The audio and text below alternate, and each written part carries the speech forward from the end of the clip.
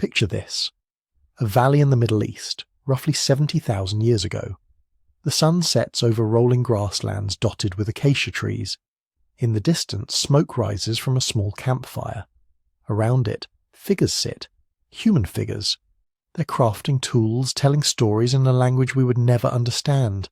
They laugh. They plan tomorrow's hunt. Now, shift your view just a few valleys over. Another fire, another group. They look similar but different. Stockier, perhaps. Broader noses adapted to colder air.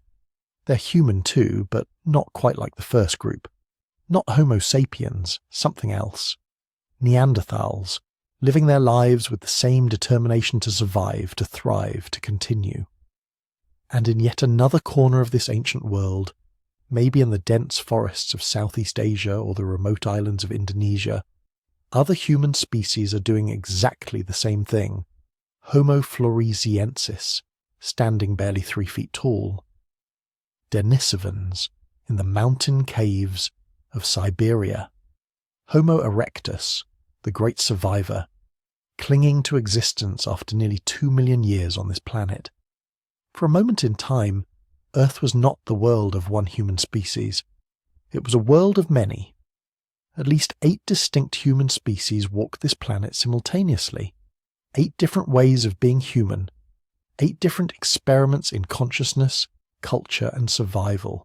Some were tall, some were small. Some had massive brains, others had compact, efficient ones. They all made tools. They all used fire. They all buried their dead and cared for their sick. They were all just us, just different versions. And then something happened. One by one, they vanished. The Neanderthals, who had survived ice ages and thrived across Europe and Asia for over 300,000 years, gone. The Denisovans, mysterious cousins we've barely begun to understand, gone. Homo erectus, perhaps the most successful human species ever in terms of longevity, gone. The tiny hobbits of Flora's Island, Homo floresiensis, gone, until only one species remained. Us, Homo sapiens, the last human standing. Now, before we go any further, I want you to do something for me. Leave a comment right now telling me where you're watching this from and what time it is where you are. Are you in Tokyo as the morning sun filters through your window? In London on a grey afternoon? In Sao Paulo as evening settles in?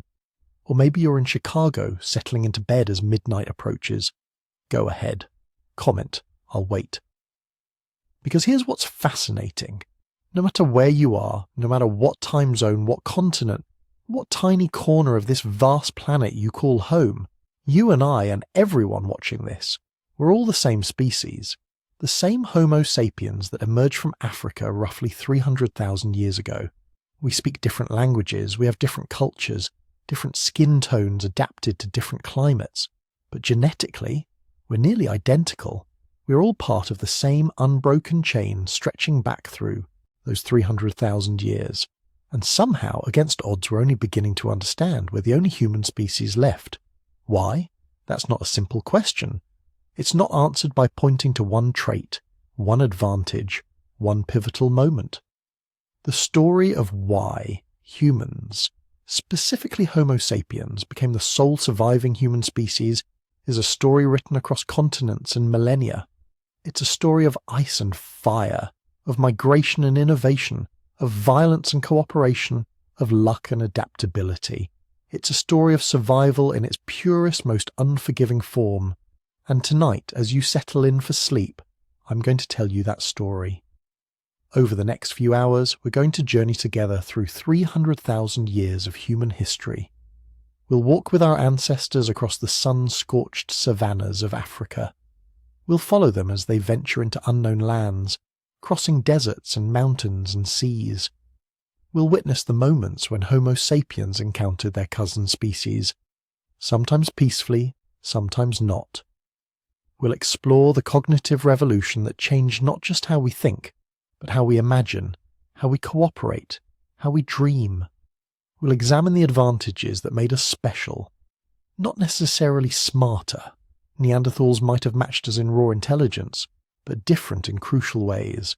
ways that allowed us to adapt faster, communicate more complexly, cooperate in larger groups, and will confront uncomfortable questions.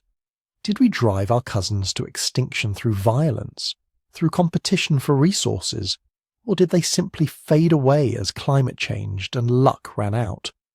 The truth, as you'll discover, is probably more complicated than any single explanation. This isn't going to be a sprint. It's a bedtime story in the truest sense, paced for rest, designed to carry you gently through the night while your mind processes these ancient mysteries. The voice you're hearing will stay calm, steady, reflective. There are no jump scares in human evolution, no sudden loud noises, just the steady accumulation of understanding, piece by piece, era by era. You might fall asleep halfway through. That's perfectly fine. That's the point. Your brain will still be processing these stories as you drift into dreams, and when you wake up, you can pick up where you left off, continuing this journey through deep time. Because the story of how humans became the last human species standing is also the story of how we became who we are today. Every behavior, every instinct, every quirk of human nature was forged in those hundreds of thousands of years when survival was never guaranteed, when being human meant something different than it does now, harder, rawer, but in some ways perhaps more connected to the rhythms of the natural world. So settle in, adjust your pillows, let your body sink into comfort while your mind prepares for a journey unlike any other. We're going back to a world where humans were not alone, back to the ice ages and the cave, paintings, back to the moment when everything could have gone differently, back to discover why we're here at all and why we're here alone. The world of many humans, our forgotten relatives. Picture this. 300,000 years ago, Earth is locked in an ice age, but it's not the frozen wasteland you might imagine. The world is alive, pulse with megafauna, thick with forests in the warm pockets between glaciers, and home to something remarkable. Humans, not just one kind, not yet. Instead, imagine walking through the grasslands of what we now call Kenya, where one group of early humans hunts antelope with coordinated precision. Travel north to Europe, through valleys carved by ice and time, and you'll find stocky, powerful figures sheltering in caves, their bodies built like wrestlers, their minds sharp enough to craft tools we'd struggle to replicate today.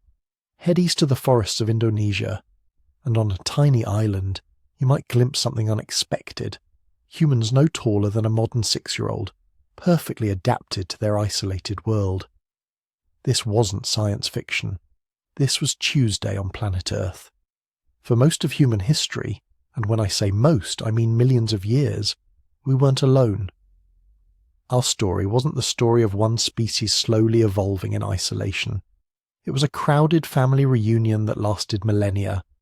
At least 9 distinct human species walked this planet at the same time, each adapted to their environment, each with their own innovations, their own cultures, their own ways of understanding the world around them. And then, in what amounts to the blink of an eye in evolutionary terms, all of them vanished, all except one. But before we explore why we're the last one standing, we need to meet our forgotten relatives.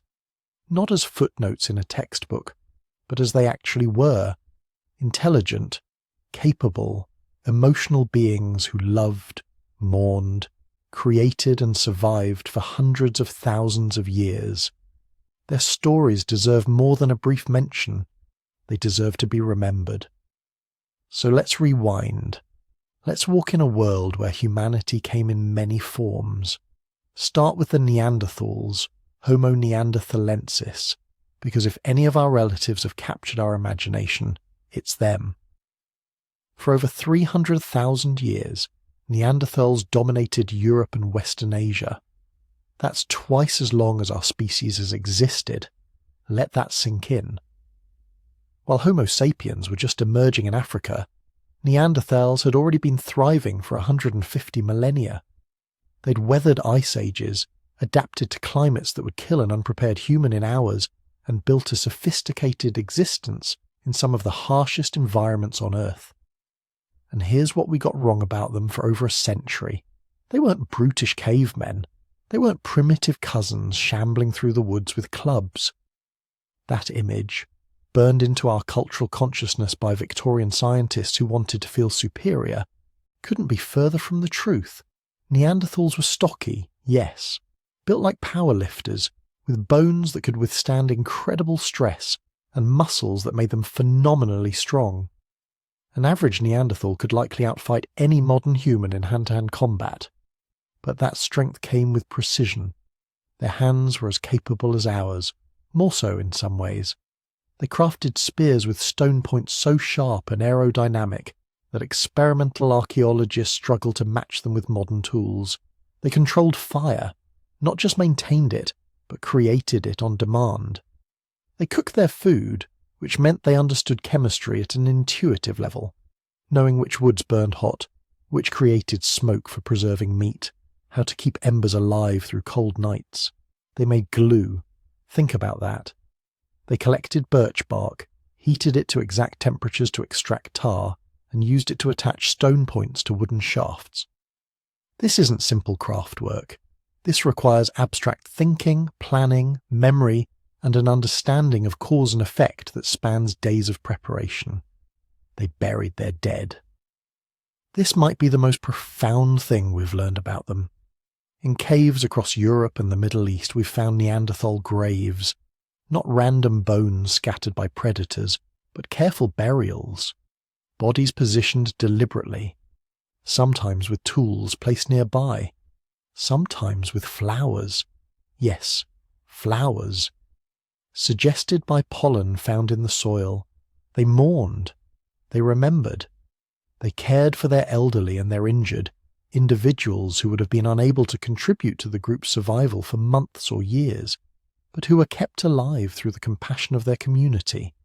We know of Neanderthals with healed fractures that would have required months of immobilization, individuals missing teeth, unable to chew, who somehow survived.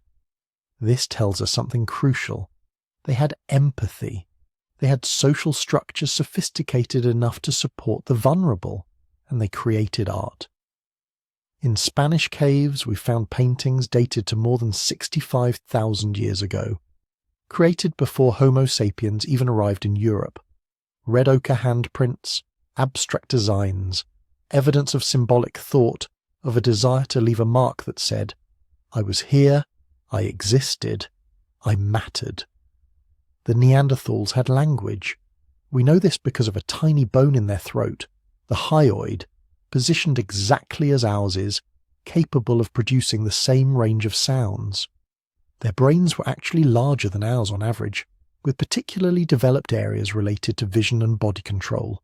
For 300,000 years they were the humans of Europe, sophisticated, adapted, successful, and then they met us. But Neanderthals weren't the only other humans walking the earth. Travel back further in time, 1.9 million years ago, and you'll encounter perhaps the most successful human species ever to exist, Homo erectus. The very name feels grand, doesn't it? Upright man, and they earned it.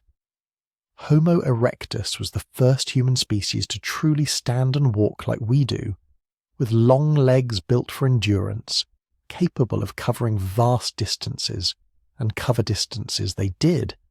This is the species that left Africa and spread across the ancient world.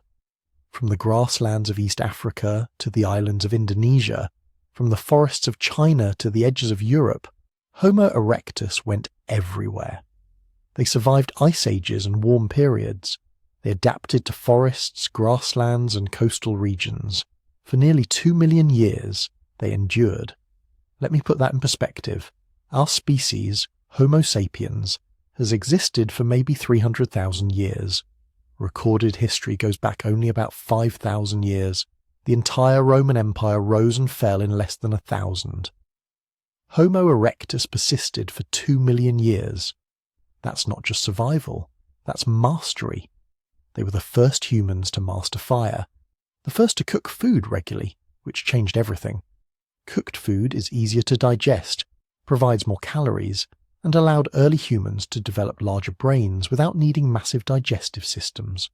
Fire meant warmth in cold climates, protection from predators, light in the darkness, the ability to shape the landscape. Fire was technology, and Homo erectus controlled it. They created sophisticated tools, not just sharp rocks, but carefully crafted hand axes, symmetrical and elegant, sometimes made from materials they'd carried for miles. This suggests planning, aesthetic sense, and value beyond pure utility. And here's something haunting.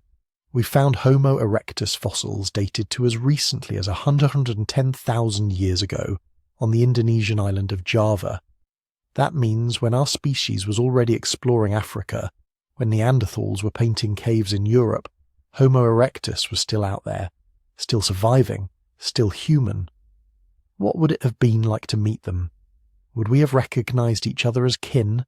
Speaking of recognition, let's talk about perhaps the most mysterious of our relatives, the Denisovans. Here's the thing about Denisovans. We barely know what they looked like. We have a finger bone, a few teeth, a piece of skull, a jawbone found on the Tibetan plateau at 11,000 feet above sea level. That's it.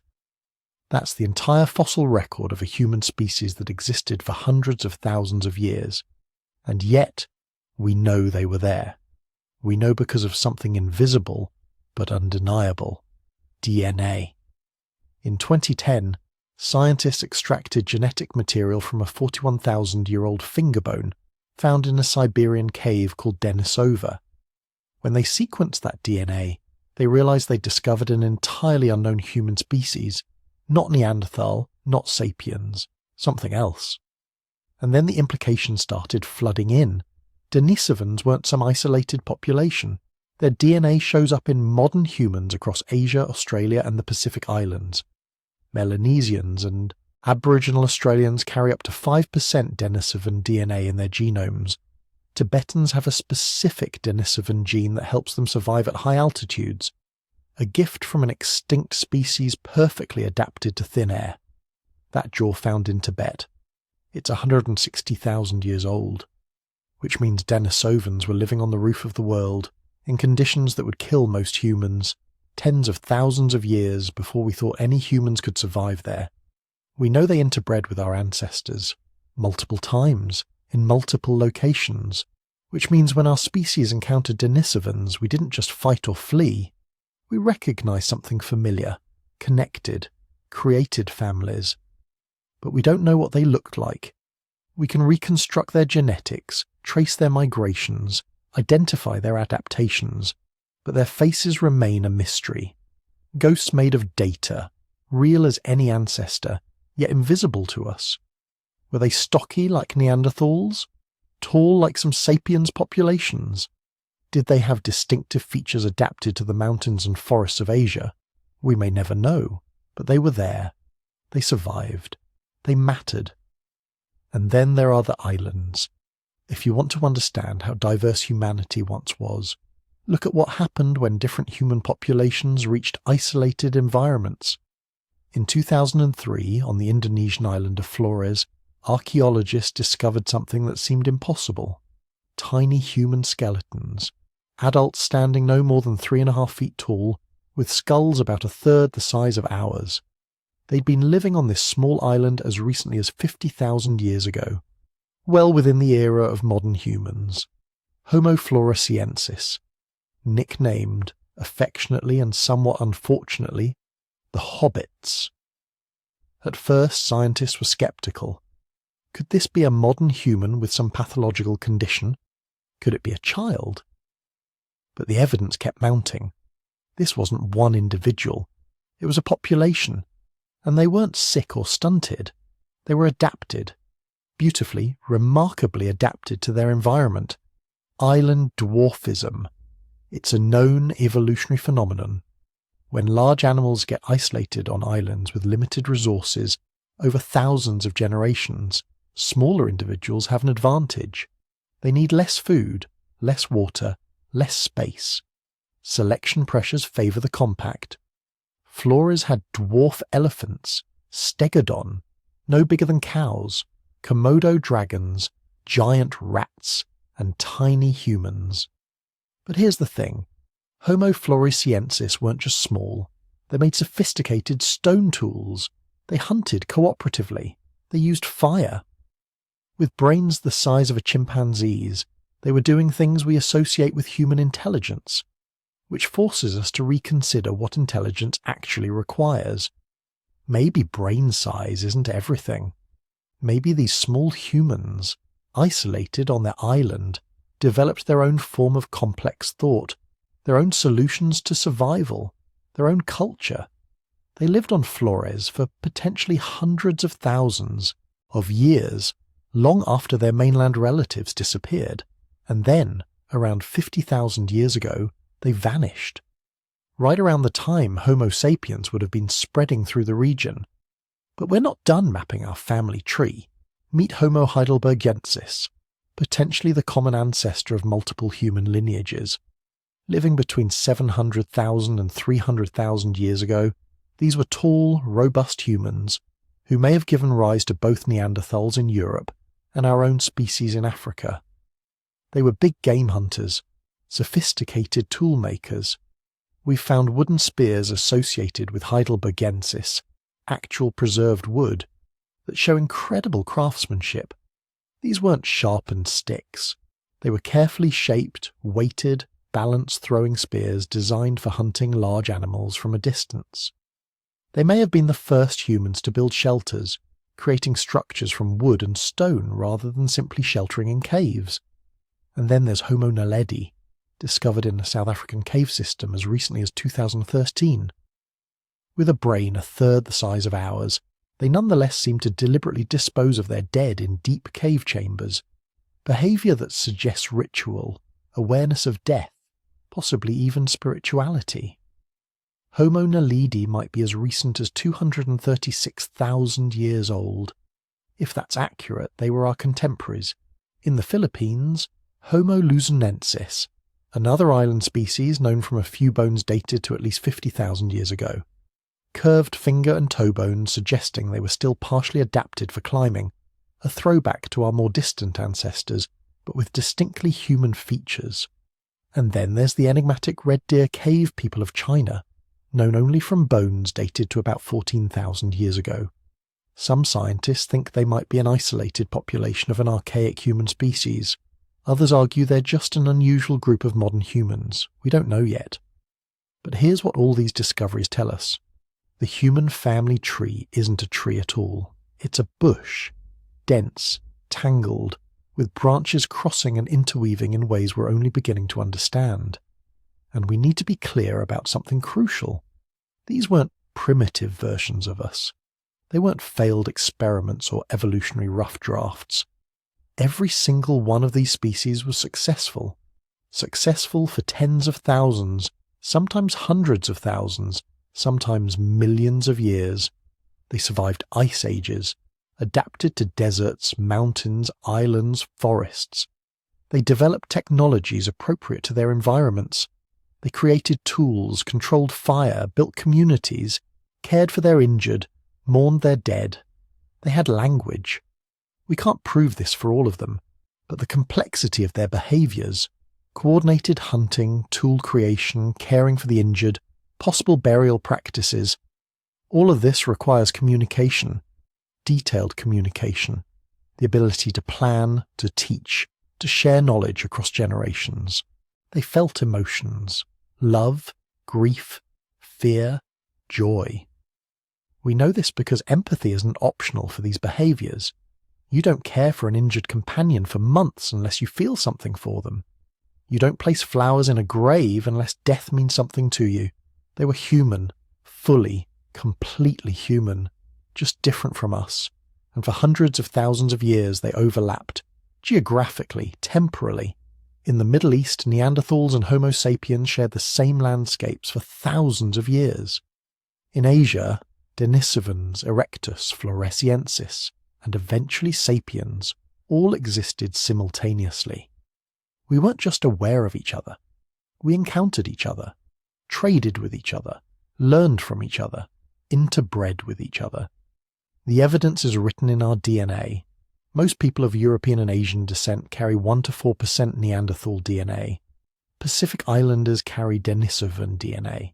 We're all hybrids, all carrying genetic echoes of these extinct relatives, which means we didn't just coexist, we merged, mixed, created children together, families, connections that lasted long enough to leave permanent marks on our genome. So here's the question that should haunt us. If all these human species were successful, intelligent, adapted and capable, if they survived for hundreds of thousands or even millions of years, if they were as human as we are in every way that matters, why are they gone? And more importantly, why are we still here? What made Homo sapiens different? Was it something in our biology, our culture, our cognition, pure luck? Were we smarter, stronger, more adaptable? Or was it something else entirely, something we might not be comfortable acknowledging? The world of many humans wasn't a footnote in history. It was the normal state of things. For millions of years, humanity came in many forms, different shapes, different adaptations, different solutions to the puzzle of survival. And then, in a geological instant, that diversity collapsed. All those experiments in being human, all those different paths through the evolutionary landscape converged into one, us. We're not the pinnacle of human evolution. We're the survivors of what might have been a catastrophic bottleneck, the last remnant of a once diverse family. Understanding what happened, how we became the last human standing, requires us to look at ourselves differently. Not as the inevitable result of progress, but as the unlikely survivors of a complex interconnected story we're only beginning to piece together. The world of many humans is gone, but its echoes remain in our DNA, in our diverse adaptations, in our very survival. And the question of what made the difference might reveal more about human nature than any of us expect. The cognitive revolution. When humans learned to dream, somewhere between 70,000 and 50,000 years ago, something extraordinary happened inside the skull of Homo sapiens. There was no dramatic flash of light, no thunder from the heavens. If you could have witnessed this transformation, you would have seen nothing at all. No physical change to mark the moment. And yet, in that invisible shift, in that rewiring of neural pathways we still don't fully understand, our species acquired something that would change the trajectory of life on Earth forever. We learned to imagine things that didn't exist. Scientists call this period the cognitive revolution, and while the name might sound clinical, academic even, what it describes is nothing short of magical. Because this wasn't just about getting smarter. Neanderthals were smart. Homo erectus was smart. Intelligence in the raw computational sense had been evolving for millions of years. No, this was different. This was the moment humans learned to dream while awake, to see things that weren't there, to believe in concepts that had no physical form, to cooperate with complete strangers based on shared fictions, to tell stories. Picture a group of Homo sapiens sitting around a fire 60,000 years ago. The scene would look familiar. Families huddled together, the dance of flames against the darkness, these sounds of night creatures in the distance. But listen closely to what they're saying. Because the conversation happening around that fire is unlike anything that had ever occurred in the 3.5 billion year history of life on this planet. They're not just communicating about immediate threats or food sources. They're not simply coordinating a hunt or warning about predators, though they can do all of that, of course. No, these humans are doing something far stranger.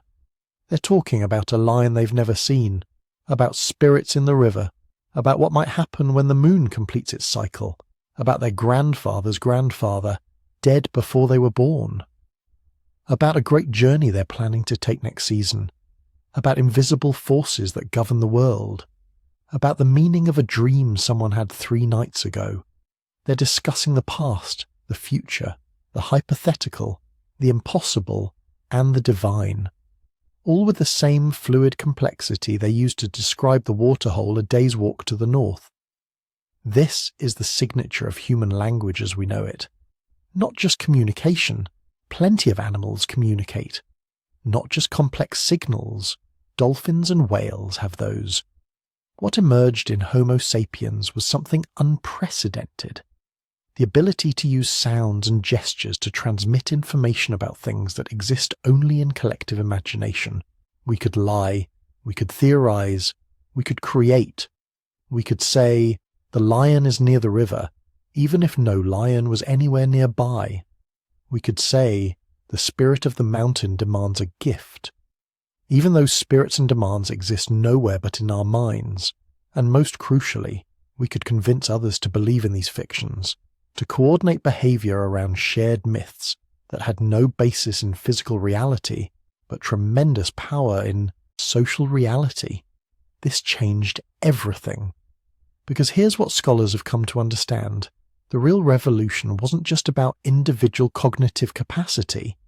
It was about what that capacity enabled at the group level.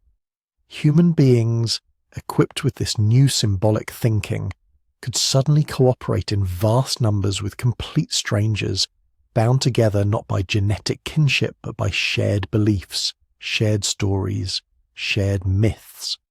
Think about that for a moment. Chimpanzees cooperate, but primarily with individuals they know personally. Most social animals are limited by something anthropologists call Dunbar's number, the cognitive limit to the number of stable relationships an individual can maintain, usually around 150 for humans. Beyond that threshold, you need something more than personal familiarity to hold a group together. You need shared fiction. You need to believe together in things like tribes and totems and taboos, like ancestral spirits watching over you, like sacred places that must be protected, like rituals that must be performed, like rules handed down from realms beyond the physical, like leaders ordained by forces greater than mere strength.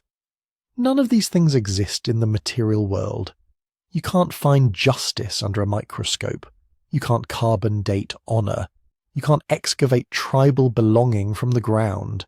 And yet these fictions, and I use that word descriptively, not dismissively, allowed Homo sapiens to create flexible cooperation networks that could expand far beyond family groups. We could unite hundreds, then thousands, then eventually millions of individuals in common cause, reorganizing our social structures as circumstances demanded, all held together by stories we agreed to believe. This was humanity's secret superpower, and it shows up everywhere in the archaeological record once the cognitive revolution takes hold. Consider the evidence we find starting around 70,000 years ago. Suddenly, in evolutionary terms, this is genuinely sudden. The artifacts change. They become more than functional. They become symbolic. We find beads, carefully crafted shells pierced with holes strung together, worn on the body. These serve no survival purpose. They don't make you warmer. They don't help you hunt better.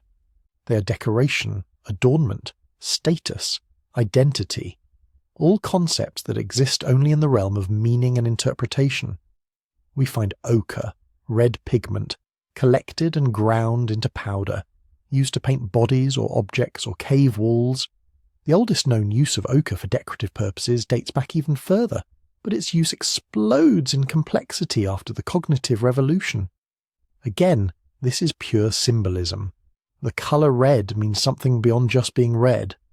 It carries significance that exists in minds, not in the pigment itself.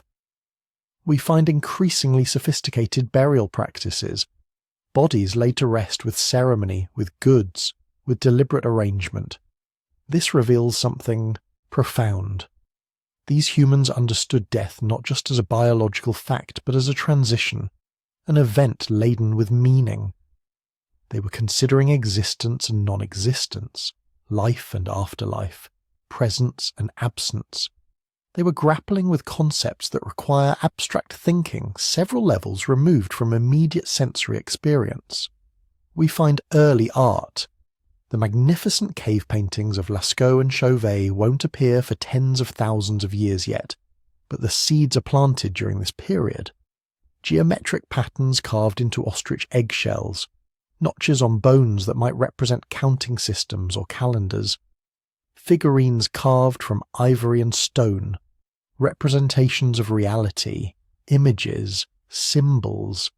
Each of these artifacts is a window into a mind that has crossed some invisible threshold, a mind that can think about thinking, that can represent the world symbolically, that can create meaning beyond mere survival. But here's where the story gets particularly fascinating, because we have to ask, were we the only ones? The Neanderthals, remember, were still thriving during much of the cognitive revolution. They had large brains, actually larger on average than ours. They had complex tool use, controlled fire, hunted cooperatively, cared for their sick and elderly. There's evidence they buried their dead. Some sites suggest they may have used pigments, may have created simple ornaments. They were sophisticated, they were successful, they had survived for hundreds of thousands of years in some of the harshest environments on Earth. So why didn't they dominate the planet? The emerging consensus among researchers is subtle but significant. Neanderthals were intelligent, deeply so, but their intelligence may have been more rigid, more domain-specific. They could solve complex problems within familiar contexts, but they may have been less flexible when faced with rapid change or novel situations. Think of it as the difference between being excellent at a specific game and being able to create new games entirely.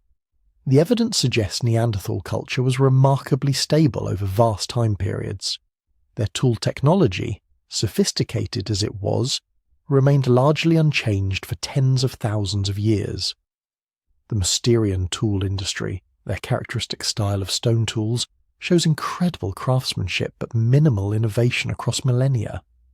Compare this to Homo sapiens, whose tool technologies diversified rapidly, who adapted local variations, who invented new implements with dizzying speed once the cognitive revolution kicked in.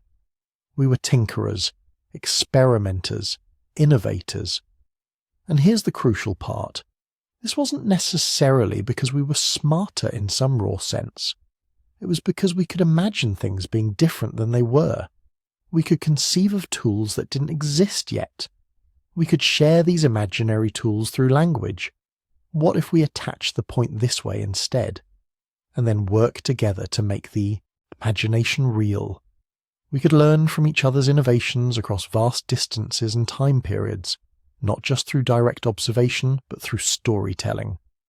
A clever technique developed by one group could be transmitted to another group who would never meet the original inventors, passed along through narrative, through description, through the teaching of concepts rather than just the copying of actions. Language became our species' version of the internet, a distributed network for sharing information, innovation, and imagination. The Neanderthals may have had language. Many experts believe they did, though this remains debated. But even if they could talk, the question is whether their language had achieved the same level of symbolic complexity. Could they discuss hypotheticals? Could they plan for scenarios that might never occur? Could they bind their social groups with shared mythology? We don't know for certain. But the archaeological record suggests something was different. Because while Neanderthals were living in small, stable groups, doing what they'd always done, succeeding in their traditional territories, Homo sapiens was doing something unprecedented. We were spreading, adapting, transforming ourselves based on imagination and cooperation. Let me give you an example of what this cognitive flexibility actually meant in practical terms. Imagine you're part of a Homo sapiens group 65,000 years ago, living in East Africa. The climate has been changing. Your traditional food sources are becoming scarce. The landscape is shifting. What do?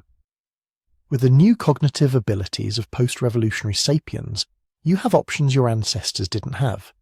You can sit down with your group and collectively imagine solutions.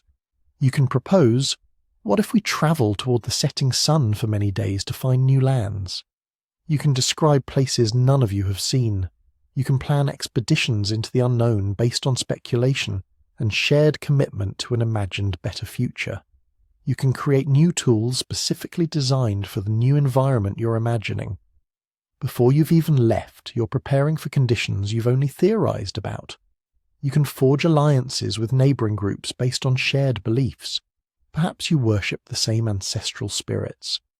Perhaps you have complementary skills. Perhaps you've created a trade relationship based on mutual trust, built on nothing more than a verbal agreement, a promise, a shared understanding that exists only because you both believe it exists. You can divide labor in increasingly sophisticated ways. Instead of everyone doing a bit of everything, you can have specialists, expert toolmakers, expert hunters, expert foragers, expert healers. This specialization is only possible when you have complex language to transmit specialized knowledge, and when you have sufficient trust and social organization to support people who aren't directly involved in daily food acquisition. And most crucially, you can adapt rapidly. When the first plan doesn't work, you can imagine a second plan. When you encounter a new environment, you can innovate. When you meet a problem you've never seen before, you can conceive of solutions that have never existed before. This is cognitive flexibility in action. And it's devastatingly effective. It's worth pausing here to consider just how profound this shift really was. For billions of years, life on Earth evolved through the slow process of natural selection. Genetic mutations produced variation, and environmental pressures selected for traits that enhanced survival and reproduction. This is how you get giraffes with long necks and eagles with keen eyesight, and fish that can survive in deep-sea trenches. But cognitive flexibility, powered by language and abstract reasoning, introduces something new into the evolutionary equation. It creates a kind of evolution that happens in real time, within a single generation, even within a single lifetime. Instead of waiting for genetics to slowly adapt us to new environments over thousands of generations, we can adapt our behavior, our tools, our strategies, our social organization, all through learning and culture and shared imagination. We can transmit these adaptations not through DNA, but through teaching and storytelling. A human child born in the Arctic can be raised in the Amazon and survive just fine, learning an entirely new skill set, a different language, a different way of thinking about the world, all without a single genetic change. Try that with polar bears and jaguars and see what happens. This is the power that emerged from the cognitive revolution. We became evolution's wild card, the species that could adapt faster than natural selection, that could redesign ourselves through culture and cooperation and shared belief. And central to all of this, the foundation upon which everything else rested, was storytelling. Stories became the vehicle for everything that made us successful. Through stories, we transmitted practical knowledge: where to find food in different seasons, how to read weather patterns, which plants heal and which poison, how to hunt specific animals, how to navigate by stars. But more than that, stories transmitted social knowledge: who belongs to our group and who doesn't, what behaviors are acceptable, what roles different people play, how to resolve conflicts, what we owe each other, how to organize ourselves. And most powerfully, stories created shared reality. Tales of creation that explained where we came from, myths of heroes that embodied our values, legends of sacred places that gave meaning to the landscape, prophecies of the future that coordinated collective action, accounts of the divine that provided ultimate purpose. A group of Homo sapiens who could tell themselves the same story, who could believe together in the same gods, the same ancestors, the same sacred mission, the same tribal identity, was infinitely more cohesive and coordinated than any group bound only by personal relationships. This is why we find evidence of increasingly complex social structures emerging after the cognitive revolution. The archaeological record shows larger settlement sizes, more elaborate trade networks spanning greater distances, more sophisticated division of labor, more complex social hierarchies. These aren't just random trends. They're the signatures of a species that has learned to organize itself around shared fiction, around collective belief, around stories that bind strangers into functional communities. Consider trade networks as an example. When archaeologists excavate sites from this period, they find materials that originated hundreds of miles away, shells from the coast found inland, specific types of stone found far from their geological sources. This indicates trade, exchange, networks of trust between groups who may never have met face to face. How do you trade with strangers? How do you trust someone you don't know to honour an agreement, to provide something of value in return, to not simply take what they want by force? You need shared social conventions, shared understanding of fairness, of obligation, of reputation, of consequences. You need to believe together in concepts like honesty and reciprocity and future interaction. You need stories that establish these norms and make them feel real, important, binding. Other animals can't do this. You can't create a trade network among chimpanzees who don't know each other personally. They have no framework for trust beyond immediate relationships, no way to establish credibility with strangers, no concepts of delayed reciprocity or reputation that extend beyond their immediate troop. But humans, armed with language and shared fiction, could create these invisible bonds. We could tell stories about what it meant to be trustworthy, about the consequences of cheating, about the gods or ancestors who watched and judged. And these stories, believed collectively, made cooperation with strangers possible. The same principle applies to larger social hierarchies. How do you get one human to obey another human when they're relatively equal in physical strength and intelligence? Among most animals, dominance hierarchies are maintained through force, through constant testing and reinforcement, through fighting. But once humans can create shared stories about legitimate authority, about chiefs ordained by tradition, or priests blessed by gods, or elders carrying ancestral wisdom, we can maintain social hierarchies through belief rather than violence.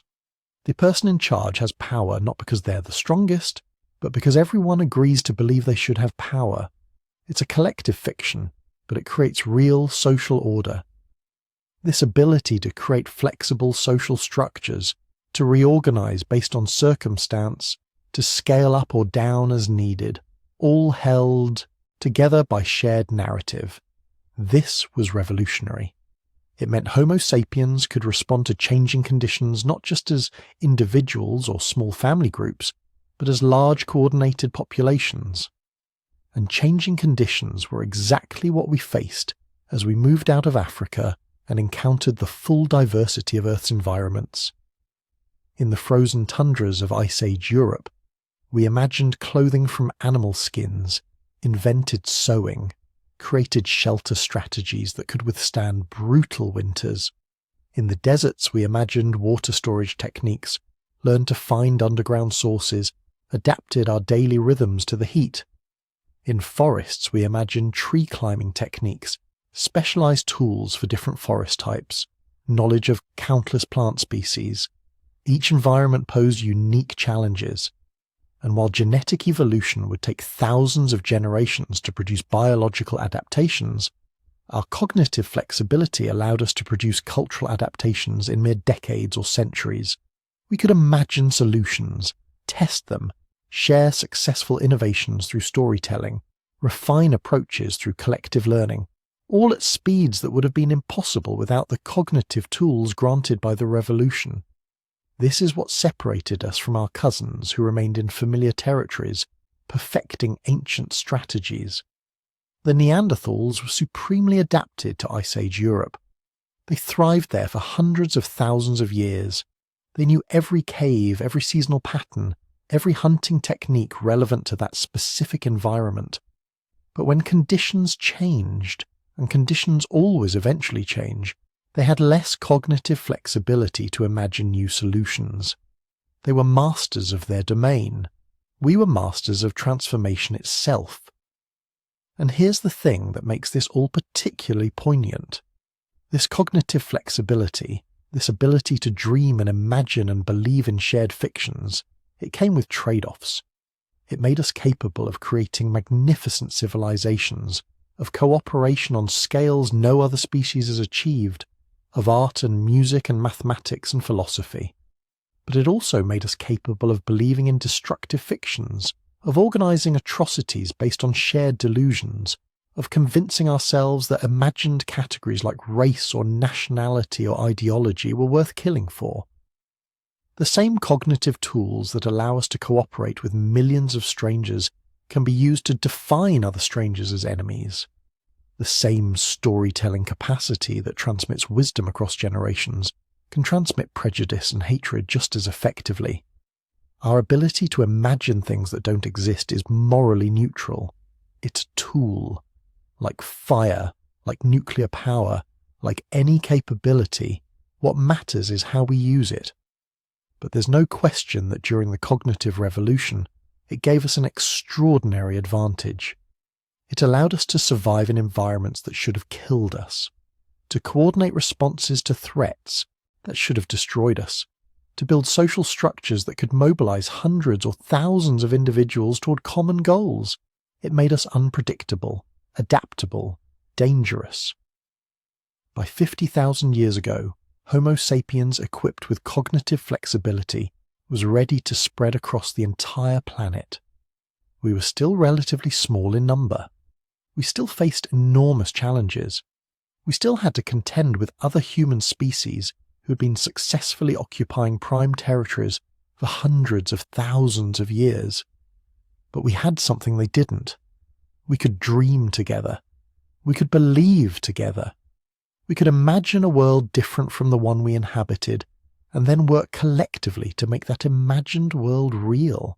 In the skull of Homo sapiens, evolution had created something new, a species that could evolve culturally at revolutionary speeds, that could adapt through imagination rather than just genetics, that could cooperate with strangers through the power of shared story.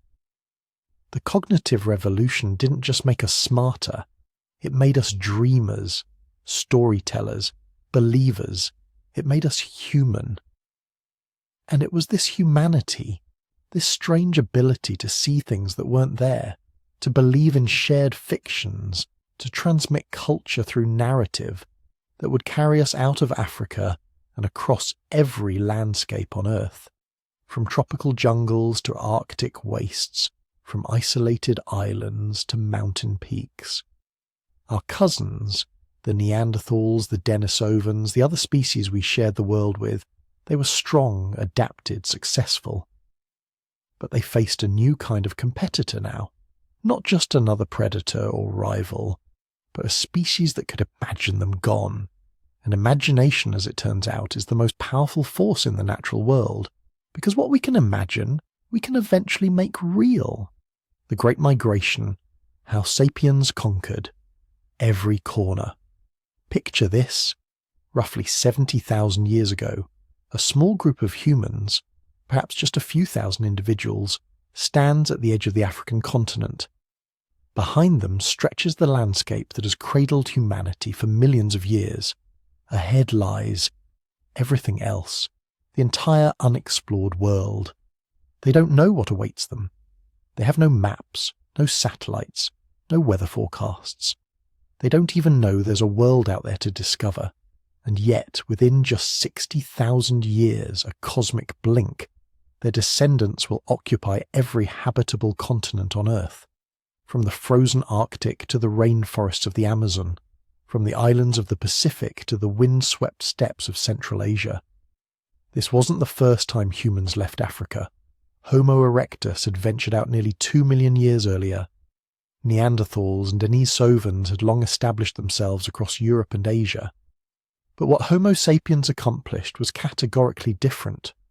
Where our cousins spread slowly, adapting over hundreds of thousands of years to specific regions and climates, sapiens exploded across the globe like wildfire, adaptive, innovative, relentless. This is the story of the greatest journey in human history. The migration that transformed us from one species among many into the undisputed masters of every ecosystem on the planet, and it almost didn't happen at all. Around 70,000 years ago, something changed.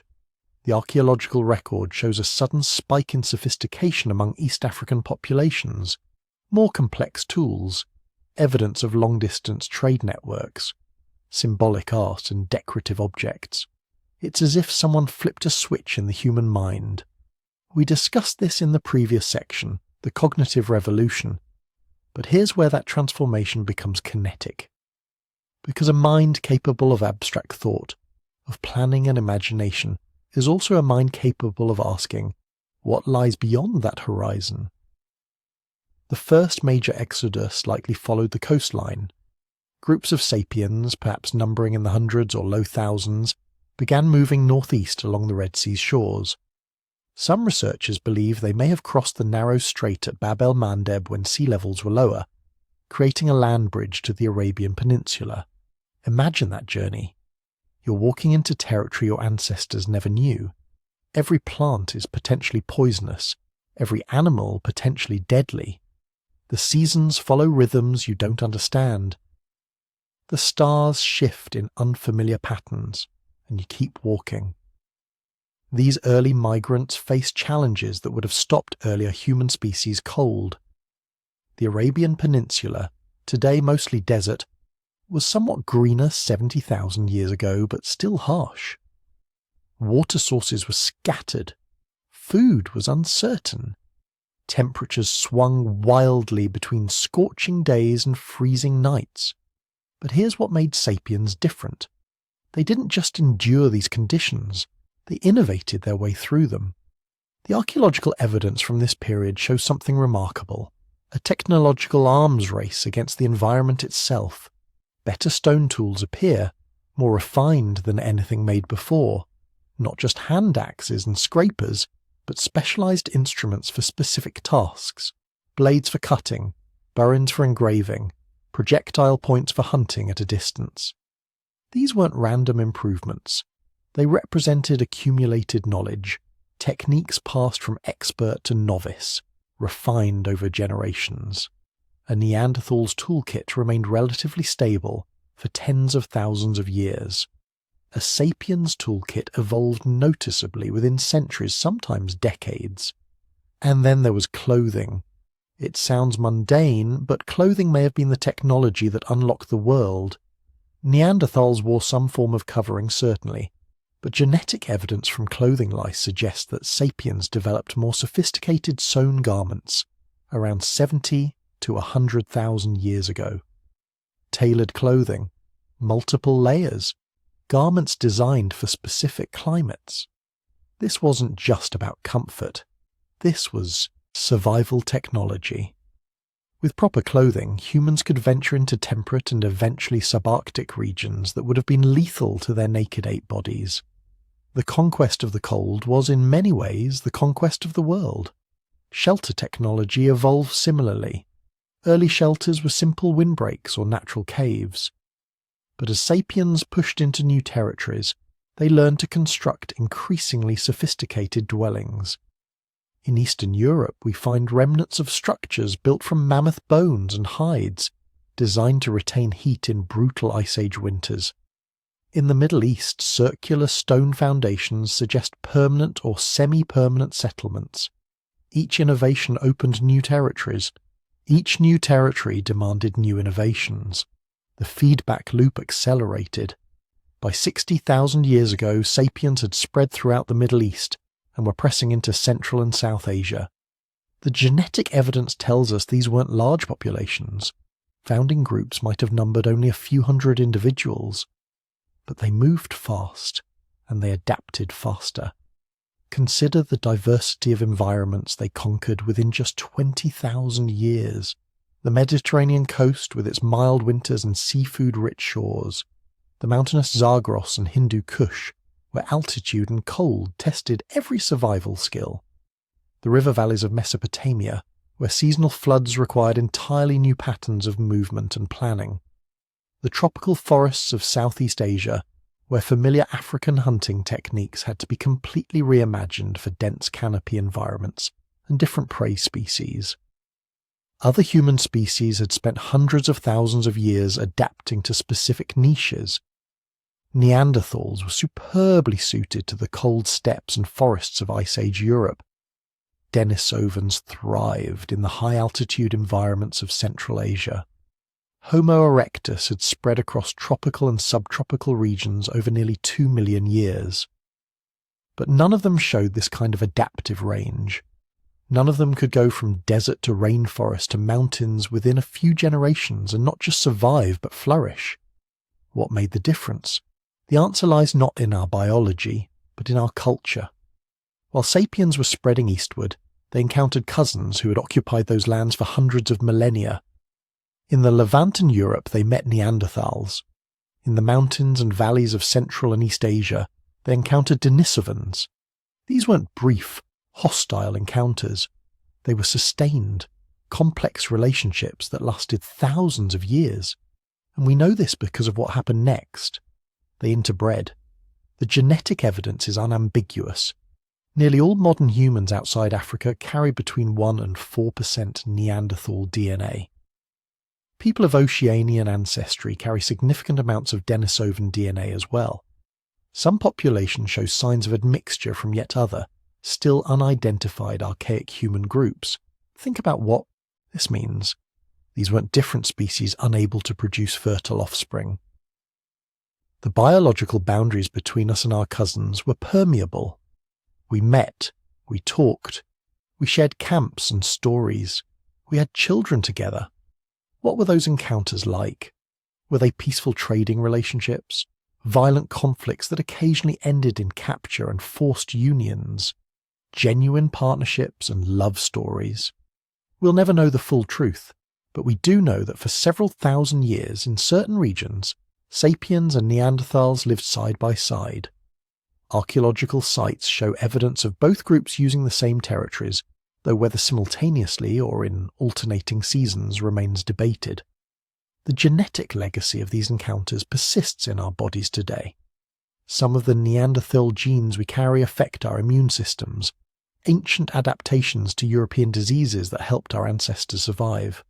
Others influence our skin and hair traits, adaptations to northern climates inherited wholesale, rather than evolved independently. We didn't just replace our cousins, we absorbed them. We became them, in part. And then we kept moving. By 65,000 years ago, sapiens achieved something that still staggers the imagination. They reached Australia. Let that sink in for a moment. Australia has been separated from Asia by ocean for millions of years. Even during the Ice Age, when sea levels dropped dramatically and exposed continental shelves, there was never a complete land bridge. The islands of Indonesia acted as stepping stones, but significant water gaps remained. To reach Australia required deliberate seafaring, not accidental drift on logs, not lucky survivors of shipwrecks, but intentional ocean crossings, planned and executed by people who could see the smoke of distant fires or the clouds that gather over land and think, we can reach that place. The earliest confirmed archaeological sites in Australia date to at least 65,000 years ago, possibly older. These weren't coastal settlements of people who barely made it to shore. Within a few thousand years, sapiens had penetrated to every corner of the continent, from the tropical north to the temperate south, from the coasts to the arid interior. To accomplish this required boats. We haven't found them. Wood and plant fibres don't preserve well over such timescales, but their existence is undeniable. The archaeological evidence demands it, and boats require planning, cooperation, sophisticated knowledge of materials and construction techniques, the ability to imagine a vessel that doesn't yet exist and coordinate with others to bring that vision into reality. No other human species ever demonstrated seafaring capability. None ever crossed significant open water intentionally. This was uniquely us. The colonization of Australia represents a threshold, a moment when human capability crossed from earthbound to unlimited. If we could cross oceans, nowhere was unreachable. The entire world lay open. But let's return to the main wave of migration moving north and east across Asia. By 40,000 years ago, sapiens had spread throughout the continent. They occupied the temperate forests of what is now China. They hunted mammoths on the Siberian plains. They lived in the shadow of the Himalayas, and they adapted to every single environment with breathtaking speed.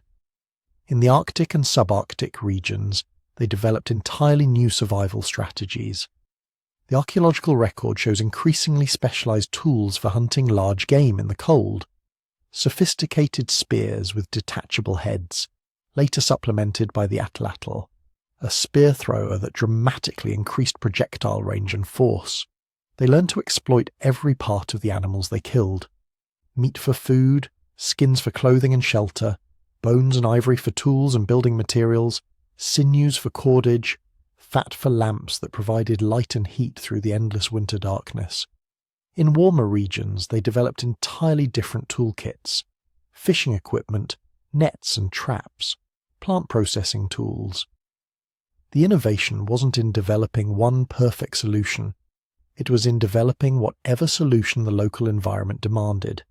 This is where social learning becomes absolutely critical.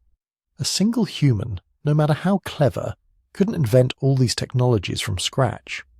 But a human embedded in a culture that shared knowledge, that told stories about successful and failed strategies, that taught children the accumulated wisdom of generations, that human had access to a vast external memory system.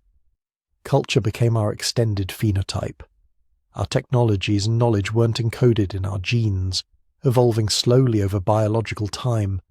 They were encoded in our societies, evolving at the speed of invention and transmission. A Neanderthal child learned primarily from their parents, perhaps a small band of relatives. The knowledge base was limited to what that small group had experienced and preserved. A sapiens child learned from parents, grandparents, aunts, uncles, the entire community. And crucially, they learned through stories and abstract instruction, not just observation. They could learn from the mistakes of people who had died before they were born. They could prepare for dangers they'd never encountered based on tales told around fires. This is what enabled rapid adaptation. We didn't need to wait for natural selection to favor cold-adapted bodies. We invented clothing. We didn't need anatomical changes to hunt faster prey. We invented better weapons. We didn't need generations of trial and error to discover which plants were edible in a new environment. We asked, and the knowledge accumulated. Around 25 to 30,000 years ago, some groups of sapiens living in Siberia began pushing further north and east into one of the most extreme environments humans had yet attempted to colonize, the periglacial, zones near the ice sheets. These were landscapes of almost incomprehensible harshness. Winter temperatures regularly dropped to minus 40 degrees or colder. Darkness lasted months. Summer brought brief but intense heat, swarms of insects and boggy, impassable terrain. And yet humans thrived there. They hunted woolly mammoths and woolly rhinoceros. They constructed substantial semi-subterranean dwellings that retained heat. They developed oil lamps that could burn through the winter using rendered animal fat.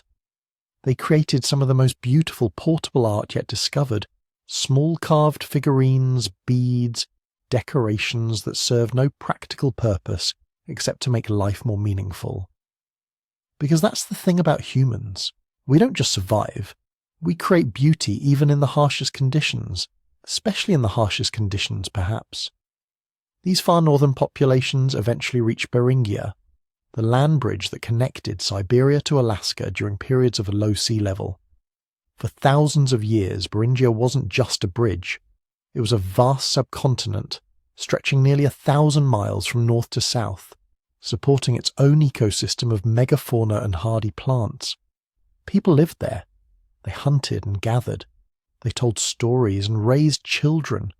And gradually, over generations, some groups began moving east into a landscape no human had ever seen: North America.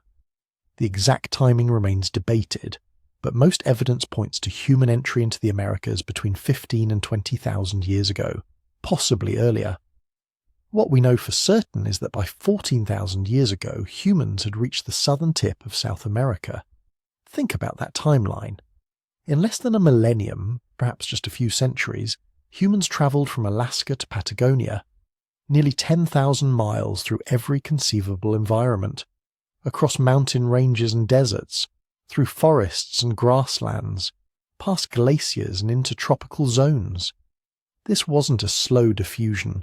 This was a sprint, a population explosion into virgin territory teeming with animals that had never encountered human hunters. And the megafauna paid the price. Within a few thousand years of human arrival, dozens of large mammal species went extinct across both continents.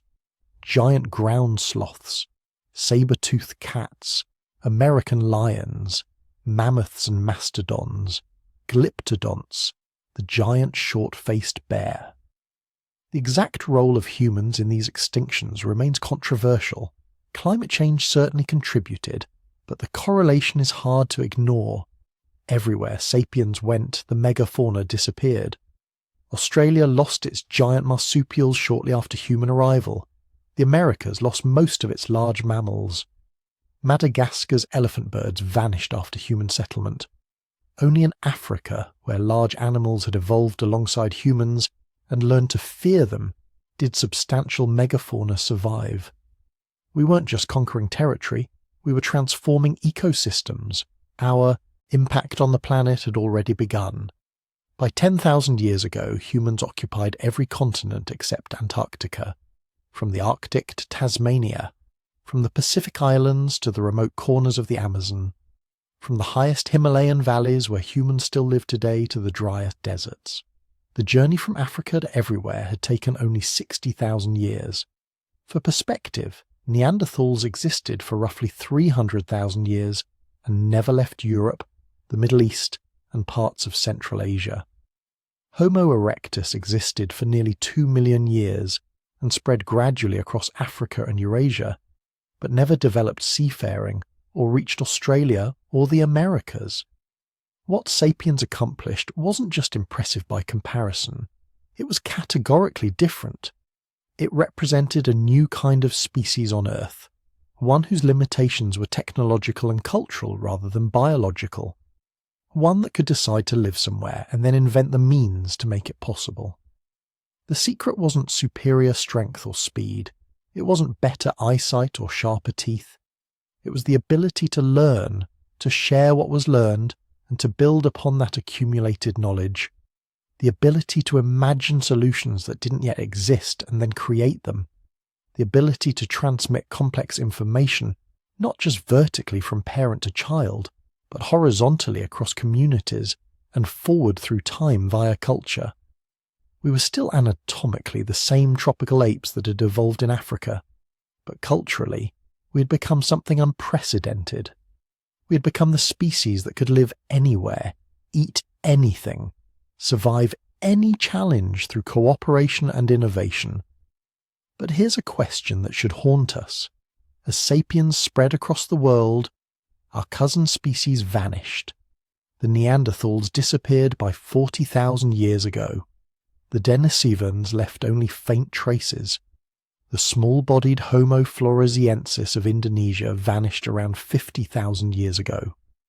The last Homo erectus populations died out around 100,000 years ago, possibly earlier. Did they die because of us? Did we outcompete them for resources? Did we kill them directly in conflicts over territory? Or did we absorb them, interbreeding until their distinct lineages dissolved into our more numerous population? The answer is almost certainly all of the above, varying by time and place, but the end result was the same.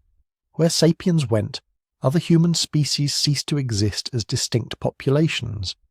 By 10,000 years ago, we were alone, the last human species standing. The Great Migration had conquered the world, but it had left us without siblings, without cousins, without rivals or companions in the human family. We had become, for the first time in millions of years, the only humans on Earth. And in the next chapter of our story, we'll explore what happened to our vanished relatives, the mysteries of their disappearance, and what it reveals about who we were, who we are, and what we're capable of when we encounter others who are almost but not quite like us. The Great Migration had transformed us from one species among many into something singular, something unprecedented. But was that transformation a triumph or a tragedy?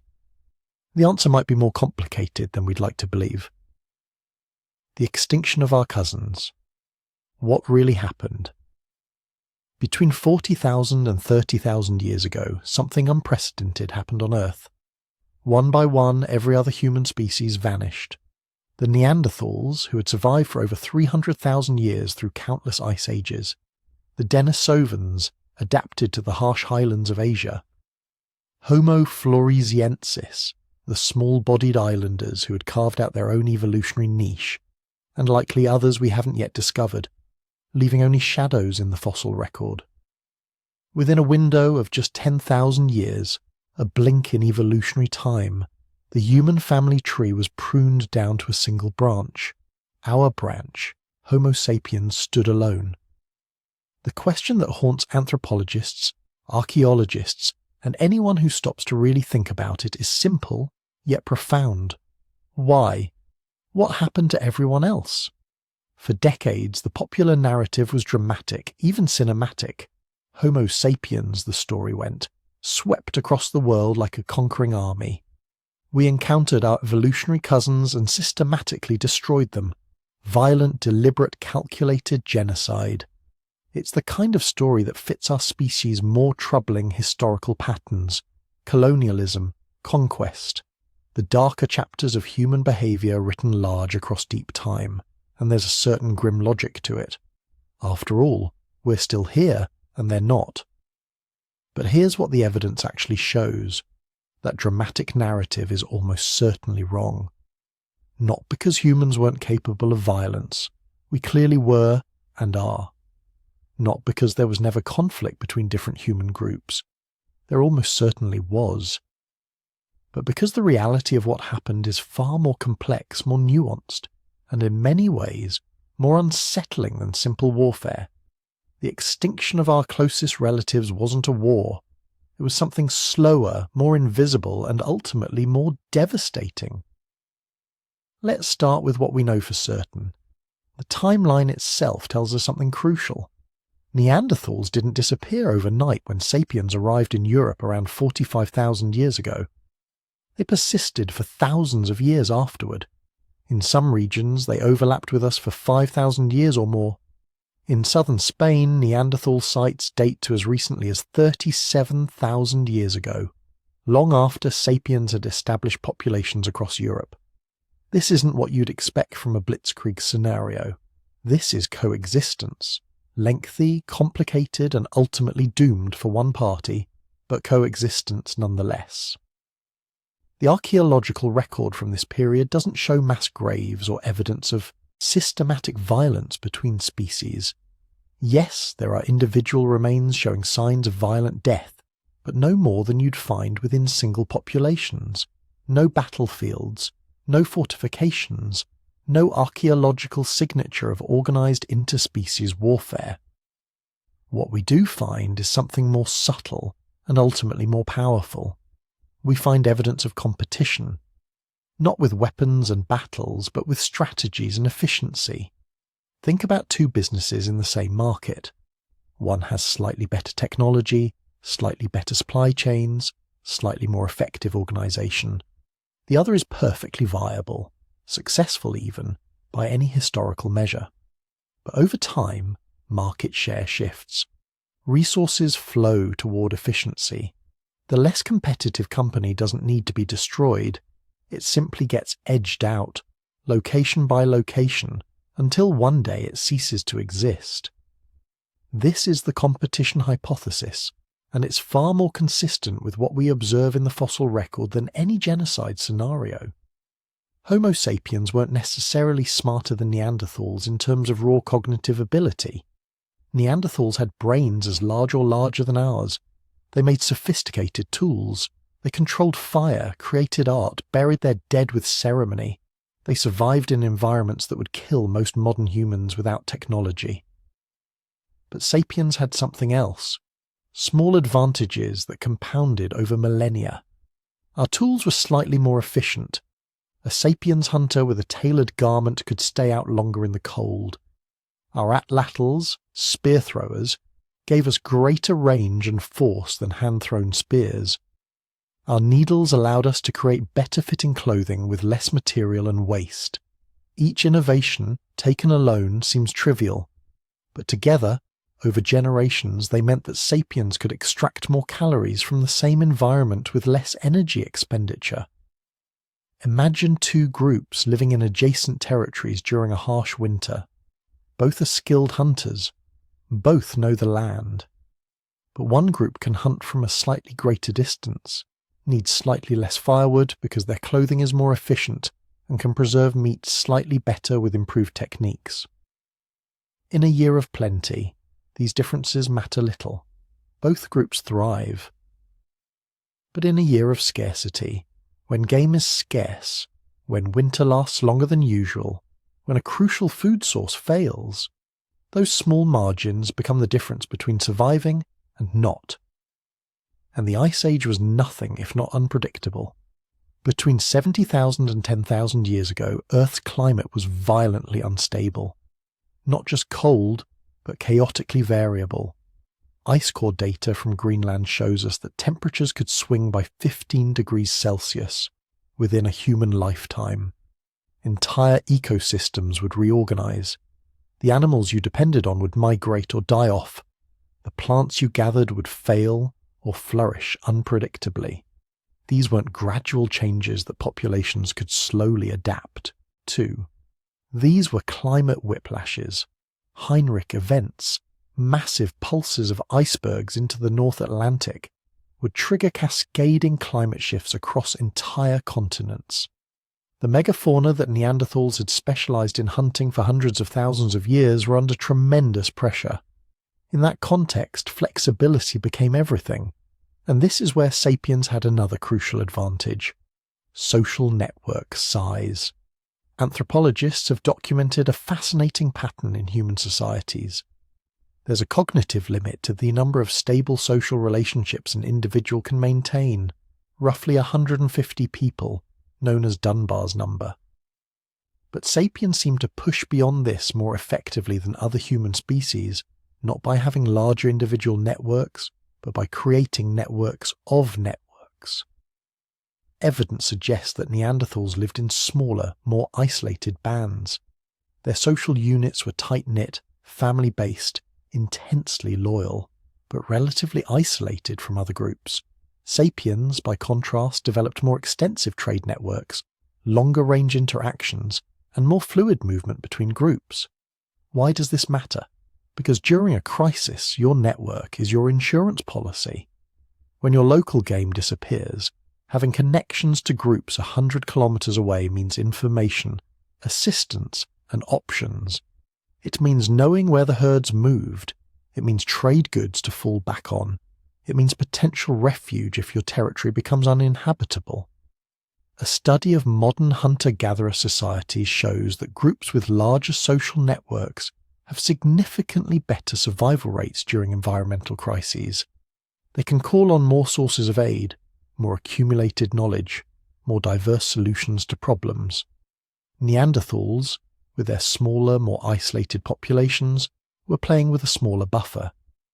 And in the Russian roulette of Ice Age climate, smaller buffers meant less room for bad luck.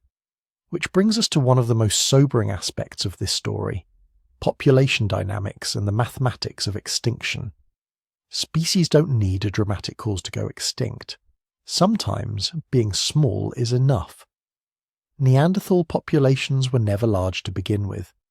Genetic studies estimate that the total Neanderthal population across all of Europe and Western Asia at any given time might have numbered between 5,000 and 70,000 individuals. For context, there are more people than that in a medium-sized town.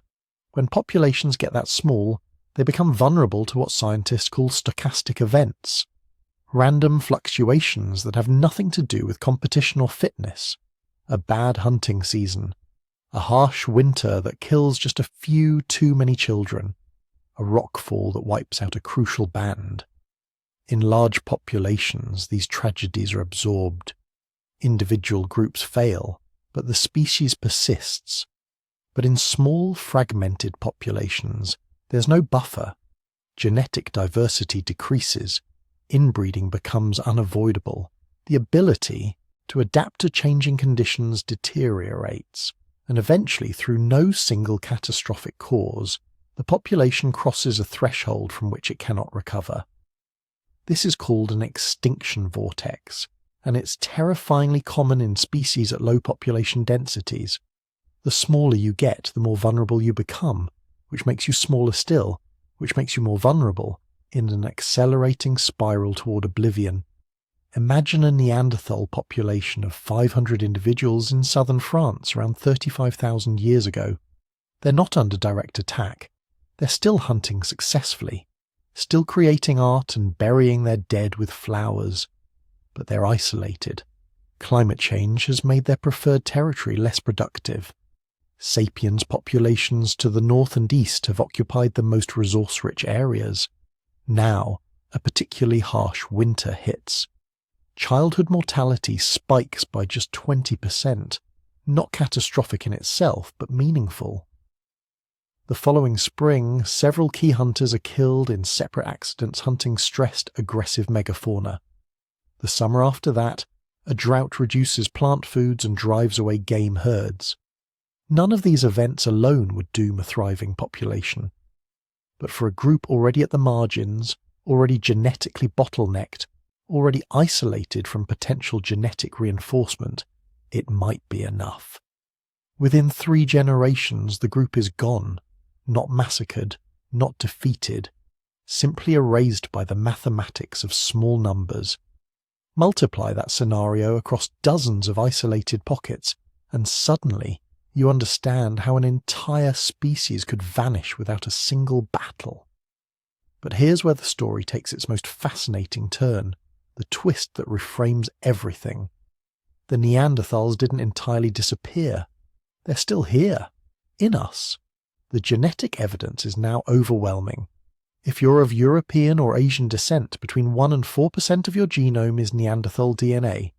If you have ancestry from Oceania or East Asia, you also carry Denisovan DNA, up to 6% in some Melanesian populations. This wasn't contamination. This wasn't genetic noise. This was interbreeding. Regular, sustained, repeated interbreeding between sapiens and other human species over thousands of years. And not just casual encounters. The patterns in our genome suggest that hybrid children were born, survived, integrated into sapiens communities, and had children of their own who carried both lineages forward. This happened multiple times, in multiple locations, across thousands of years. Think about what that means. Sapiens and Neanderthals were different enough that we classify them as separate species. They'd been evolving independently for perhaps 400,000 years. They looked noticeably different. Neanderthals were stockier, more robust, with prominent brow ridges and barrel chests. Yet when they met, they found each other compatible, not just biologically, but socially. Relationships formed, families blended, children were raised. The boundaries between us and them were porous enough that genes flowed freely across them. This doesn't sound like genocide. It sounds like something far more complicated, more intimate, and more human. Some of those Neanderthal genes are still with us for good reason. They provided advantages. Immune system genes from Neanderthals helped sapiens populations adapt to new pathogens in Eurasia. Skin and hair genes helped with cold adaptation. Some Neanderthal variants are still under positive selection today, meaning evolution is actively preserving them because they remain beneficial. In a very real sense, Neanderthals didn't go entirely extinct. They were absorbed. Their population was subsumed into the larger, more numerous sapiens population. Their genes persist, like rivers that merge into a larger flow and lose their separate identity, but continue forward. But this very process of interbreeding might have contributed to their distinct identity disappearing. When a small population interbreeds with a much larger one, The genetic contribution continues, but the smaller population's distinct characteristics get diluted, generation by generation, until they're statistically undetectable as a separate group. Which brings us to another uncomfortable possibility: disease. When populations that have been separated for hundreds of thousands of years come into contact, they bring different immune histories. Pathogens that one population has adapted to can be devastating to another that has never encountered them. We've seen this throughout recorded history. European diseases devastated Native American populations not because Native Americans were inherently less healthy, but because they'd never been exposed to smallpox, measles, or influenza. Their immune systems had no acquired defences. Now imagine that dynamic playing out between human species. Sapiens, with our larger social networks and longer range movements, would have been exposed to a wider variety of pathogens. We'd have developed immune responses to diseases that isolated Neanderthal populations never encountered. When sapiens arrived in Europe, we might have been walking biological weapons completely unknowingly. A pathogen that causes mild illness in a sapiens population with generations of exposure could devastate a Neanderthal band encountering it for the first time. There's no direct evidence for this. Diseases rarely leave fossil traces. But the pattern of Neanderthal disappearance, with populations collapsing faster in areas where sapiens density was highest, is consistent with what epidemiologists would predict from introduced pathogens. It's possible that Neanderthals were killed not by sapiens weapons, but by sapiens diseases, and we would never have even known we were doing it. The technology gap, meanwhile, was widening. Not because Neanderthals stopped innovating, their tool, technology, continued to advance right up until their extinction, but because sapiens innovation was accelerating faster. By 35,000 years ago, sapiens had developed sophisticated projectile weapons, advanced textile production, systematic fishing technology, and increasingly efficient methods of food processing and storage. We were extracting more calories from the same landscape, with less effort and less risk. This created a positive feedback loop. Better technology meant better nutrition, which meant healthier populations, which meant more people surviving to pass on knowledge and continue innovating. Meanwhile, Neanderthals, facing increasing resource pressure from both sapiens competition and climate instability, had fewer margins for innovation and experimentation. It's not that Neanderthals couldn't innovate, it's that they were trying to innovate while also fighting for survival, while sapiens populations had the buffer to experiment, fail, and try again. In evolutionary terms, sapiens were pulling ahead not through any single advantage, but through a suite of small edges that compounded over time. Slightly better technology, slightly larger social networks, slightly more genetic diversity, slightly better adapted immune systems. Each advantage alone would be insufficient. Together, over thousands of years of climate instability and resource competition, they became decisive. And here's the most important thing to understand. This wasn't anyone's intention. There was no sapien strategy meeting where we decided to outcompete other human species. Most individuals involved probably never even realized they were part of a process that would lead to other humans' extinction. A sapiens hunter, in what's now France 35,000 years ago, wasn't thinking about species-level competition. They were thinking about feeding their family, making it through the winter, telling stories around the fire, living their life. But their choices to adopt a new hunting technique, to trade with a distant group, to accept a Neanderthal individual into their community, were part of larger patterns that, aggregated across thousands of generations, reshaped the human world. This is what makes the extinction of other human species so haunting. It wasn't an apocalypse, it was an accumulation. A series of small disadvantages that compounded over millennia until distinct human lineages that had survived for hundreds of thousands of years simply ceased to exist as separate entities. The last Neanderthal, and there was a last one somewhere, though we'll never know where, probably died without any sense of finality. They weren't the last Neanderthal to themselves. They were just a person, living in a world that was perhaps lonelier than it used to be, perhaps harder, but still the only world they knew. The reality is that species extinction rarely has a single cause, especially for highly adaptable, intelligent species like humans. What happened to Neanderthals, Denisovans, and others was likely a perfect storm of contributing factors, each one making the others more impactful. Climate change stressed resources. Sapiens competition made recovery harder. Small population sizes created vulnerability to random events. Interbreeding meant genetic absorption rather than distinct continuity. Disease may have accelerated declines.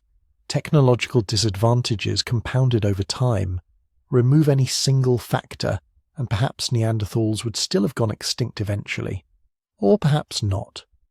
Perhaps if the climate had been more stable, or sapiens' population smaller, or the technological gap narrower, we'd be living in a world with multiple human species today. We'll never know.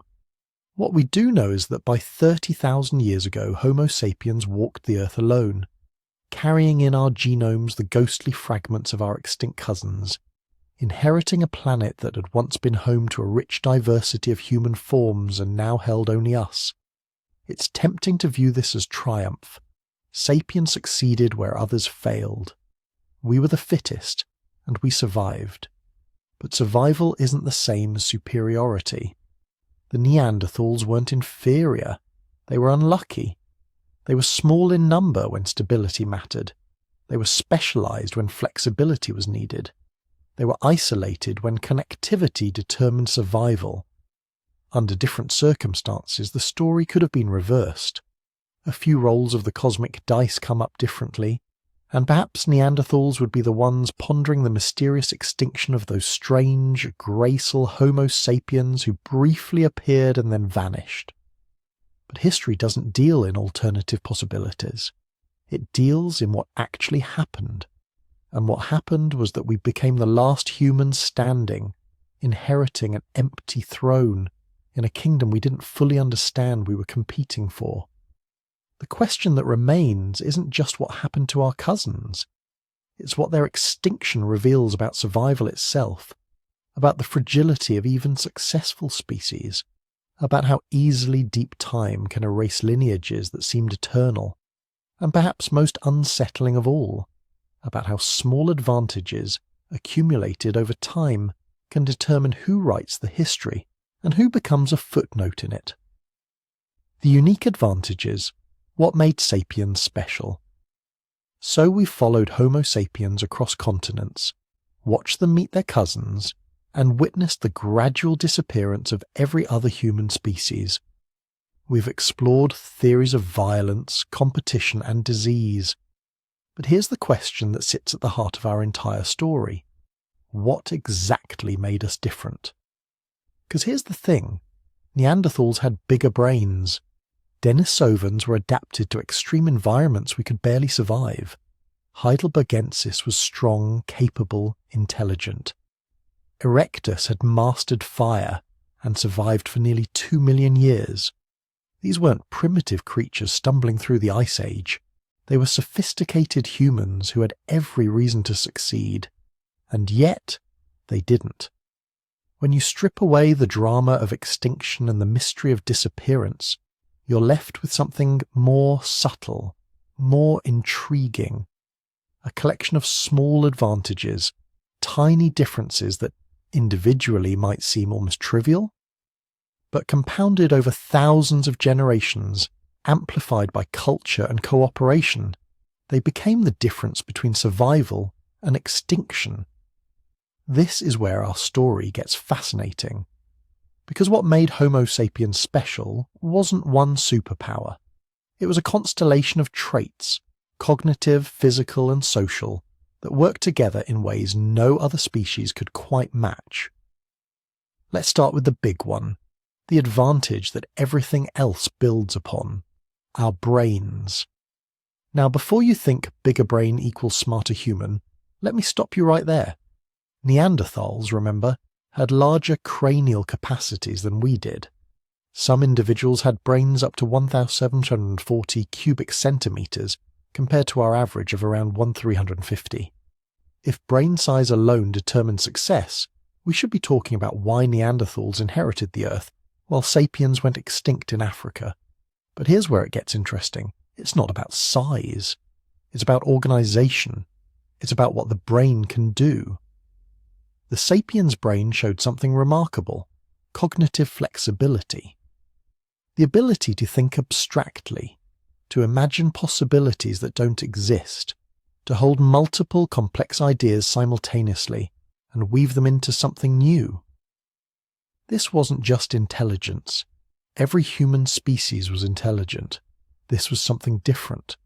This was the capacity to create mental models of reality and then modify those models based on new information. Think about what that means practically. A Neanderthal could look at a stone and see a tool, an axe perhaps, shaped according to traditions passed down for generations. A sapiens could look at the same stone and see a dozen potential tools, could imagine tools that had never existed, could think, what if we hafted this to wood? What if we made it thinner? What if we created a completely different type of edge? That mental flexibility extended to every aspect of life. Problem solving wasn't limited to known solutions. When sapiens encountered a new environment, a new challenge, a new obstacle, their brains could rapidly generate novel approaches. Trial and error became faster, more efficient. Innovation accelerated. But cognitive flexibility alone doesn't explain our success, because flexibility without communication is just internal creativity. Ideas trapped in one mind, dying with one person. This is where language becomes everything. Every human species could communicate. We know this. Neanderthals had the FOXP2 gene necessary for complex speech. They had hyoid bones that supported language production. They could talk. They could share information. But language in Homo sapiens seems to have evolved into something more powerful, not just in complexity, but in precision and abstraction. Sapiens' language could convey not just concrete information, there's a mammoth by the river, but hypothetical scenarios. If we position 3 hunters here and 2 there, we could drive the mammoth toward the cliff. We could communicate about things that didn't exist yet, about plans, about possibilities, about abstract concepts like strategy and future outcomes. Even more remarkably, we could communicate about things that would never exist: mythology, religion, shared beliefs, the ability to create and share fictional realities, stories about gods, about tribal identity, about moral codes, gave sapiens something unprecedented. The ability to cooperate with complete strangers based on shared belief systems. A Neanderthal band might cooperate effectively among 20 or 30 closely related individuals who knew each other intimately. But sapiens could coordinate hundreds, eventually thousands, of individuals who'd never met, united by shared stories, shared identity, shared purpose. This leads us directly to the third pillar of our uniqueness: social cooperation at scale. Other human species lived in groups. They cooperated within family units, within bands of relatives and close companions. But sapiens developed something different: extended social networks that transcended kinship. Trade networks, alliance systems, information sharing that spanned hundreds of kilometers. Archaeological evidence shows this clearly.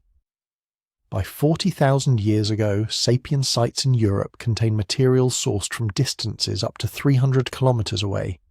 Shells from the Mediterranean appear in inland sites. Specific types of stone travel immense distances. This isn't just occasional contact. This is systematic trade, regular exchange, networks of relationship that connect disparate groups. Why does this matter? Because it created redundancy. When one group faced catastrophe, drought, food shortage, local extinction of game, they had connections to fall back on. Information flowed through these networks. The hunting is better to the east. There's a new water source 3 valleys over. We've developed a technique for processing this plant that makes it edible. These networks also created something else: cultural exchange. Ideas could hop from group to group, improving, evolving, spreading faster than any single band could innovate alone. Which brings us to perhaps the most powerful advantage of all: cumulative culture. Every intelligent species can learn. A chimpanzee can figure out how to use a stick to extract termites. A crow can bend wire into a hook. But what they can't do, what no species except humans has truly mastered, is building systematically on previous generations' knowledge. Cumulative culture means each generation doesn't start from zero. Children learn everything their parents knew, then add to it. That addition gets passed to the next generation, who adds more. Knowledge doesn't just accumulate within a lifetime. It accumulates across centuries, across millennia. A Neanderthal child learned to make the same hand axes their great-great-great-grandparents made. And yes, that's impressive. That's cultural transmission. But the tools barely changed over hundreds of thousands of years. Innovation was glacially slow. A sapiens child learned to make the tools their parents made, but by adulthood, they were experimenting with modifications, new hafting techniques, new edge geometries, new composite tools that combine materials in novel ways, and those innovations spread. They were adopted, refined, improved again. By 70,000 years ago, Sapiens toolkits show remarkable diversity and sophistication. Specialized tools for specific tasks, bone needles for sewing, fishing hooks, projectile points that suggest spear throwers or even early bows. The technology advanced not because each individual was exponentially smarter, but because each generation stood on the shoulders of the previous one. This cumulative cultural evolution accelerated over time. By 40,000 years ago, around the time sapiens are entering Europe, their technology is advancing faster than any other human species. By 20,000 years ago, the pace is remarkable. By 10,000 years ago, with the development of agriculture, it becomes exponential. But here's where it gets really interesting. Cumulative culture requires more than just intelligence. It requires teaching. And sapiens, it turns out, were exceptional teachers. Other species show forms of teaching. Mother chimpanzees demonstrating termite fishing to offspring, for instance. But sapiens' teaching was systematic, deliberate, and remarkably patient. Adults invested extraordinary amounts of time in teaching children not just practical skills, but the reasoning behind them. The why as much as the how. This is where extended childhood becomes crucial. Sapiens' children remain dependent for longer than any other primate. Human childhood is absurdly long when you think about it from an evolutionary perspective. We don't reach full maturity until our late teens or early 20s. That's an enormous investment of resources, years of feeding, protecting, and caring for offspring who contribute little to the group's survival. But that extended childhood served a purpose. It was a learning period, an apprenticeship in being human. Children had time to master complex skills, time to absorb enormous amounts of cultural knowledge, time to practice, experiment, and develop expertise. And here's something remarkable. Sapiens weren't just taught by parents, they were taught by the entire community, particularly by grandparents. The grandmother hypothesis, proposed by anthropologist Kristen Hawkes, suggests that menopause, essentially unique to humans among primates, evolved specifically to create a class of experienced, knowledgeable individuals who could dedicate time to teaching and supporting the next generation without the burden of raising their own infants. Grandmothers, freed from childbearing, could gather food efficiently, allowing their daughters to have more children. But they could also teach, pass down decades of accumulated knowledge about plants, animals, seasons, weather patterns. They were living libraries of survival information. This intergenerational knowledge transfer created resilience. When rapid climate change struck, when environments shifted, groups with strong teaching traditions and long memories could adapt faster. My grandmother remembered a drought like this. She taught me which routes stay edible when everything else fails. But let's not forget the physical advantages, because as much as our success was cognitive and social, we also had bodies adapted for success in ways that are easy to overlook. Start with endurance. Humans are the best long-distance runners in the animal kingdom. Not the fastest. We'd lose badly in a sprint against almost any predator or prey animal, but the most persistent. Our upright posture, our efficient bipedalism, our ability to sweat rather than pant for cooling, all of this means we can run for hours in conditions that would overheat almost any other mammal. This enabled a hunting technique called persistence hunting. Track an animal, push it into a run, follow at a steady pace. The animal sprints, overheats, rests. You keep coming. It runs again, can't cool down efficiently, becomes exhausted. Eventually it can't run anymore. This technique, still practiced by some modern hunter-gatherers, turns our apparent weakness, slow speed, into an overwhelming advantage. Our endurance wasn't just for hunting, it allowed sapiens to cover vast distances, to migrate further, faster, to reach new territories before other species, to escape deteriorating environments and reach better ones. Then there's throwing. Humans are the best throwers in the animal kingdom. Our shoulder structure, arm mechanics, and visual motor coordination allow us to hurl objects with remarkable accuracy and power. A trained human can throw a projectile at nearly 100 miles per hour with enough precision to hit a target the size of a dinner plate from 30 meters away. This meant we could hunt dangerous prey from a distance, could defend ourselves without close combat. A Neanderthal with a thrusting spear had to get within striking distance of a predator or prey animal, meters away, close enough for the animal to fight back. A sapiens with a throwing spear could engage from 10 or 20 meters, less risk, more success, better survival rates. Our bipedalism was more efficient than the locomotion of other human species. We could travel further with less energy expenditure. In a world where finding food often meant covering enormous distances, where following herds or searching for water required constant movement, that efficiency mattered enormously. But here's what's crucial to understand. None of these advantages individually guaranteed success. A bigger brain doesn't help if you can't communicate complex ideas. Endurance running doesn't matter if you hunt alone. Sophisticated language is useless if you have nothing new to say. The genius of Homo sapiens was the way these advantages worked together, reinforced each other, created synergies that were greater than the sum of individual parts. Cognitive flexibility generated new ideas. Language spread those ideas. Social networks amplified them across populations. Cumulative culture preserved and improved them across generations. Teaching systems ensured reliable transmission. Physical endurance allowed us to reach new environments where we could test and refine our innovations. And dietary flexibility. Let's not overlook how important this was. Sapiens could eat almost anything. We were the ultimate omnivores. Meat, fish, plants, insects, nuts, berries, roots, tubers. We could extract nutrition from an astonishing range of sources. Neanderthals were primarily carnivorous. Their diet was heavily focused on large game. When those populations crashed during climate fluctuations, Neanderthals faced crisis. Sapiens, meanwhile, could shift.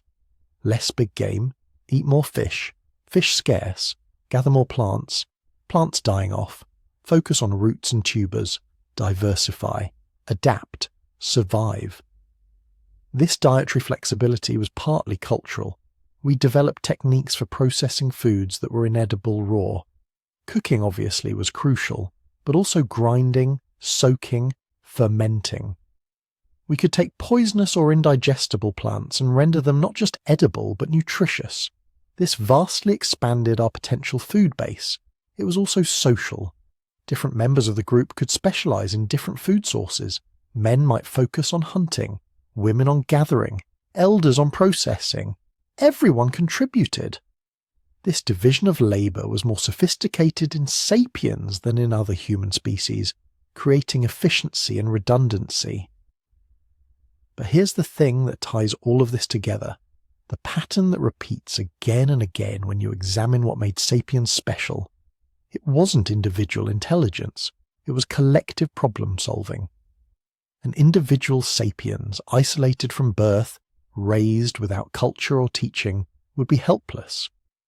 Probably less capable than an individual Neanderthal in the same situation, given our weaker builds and smaller brains.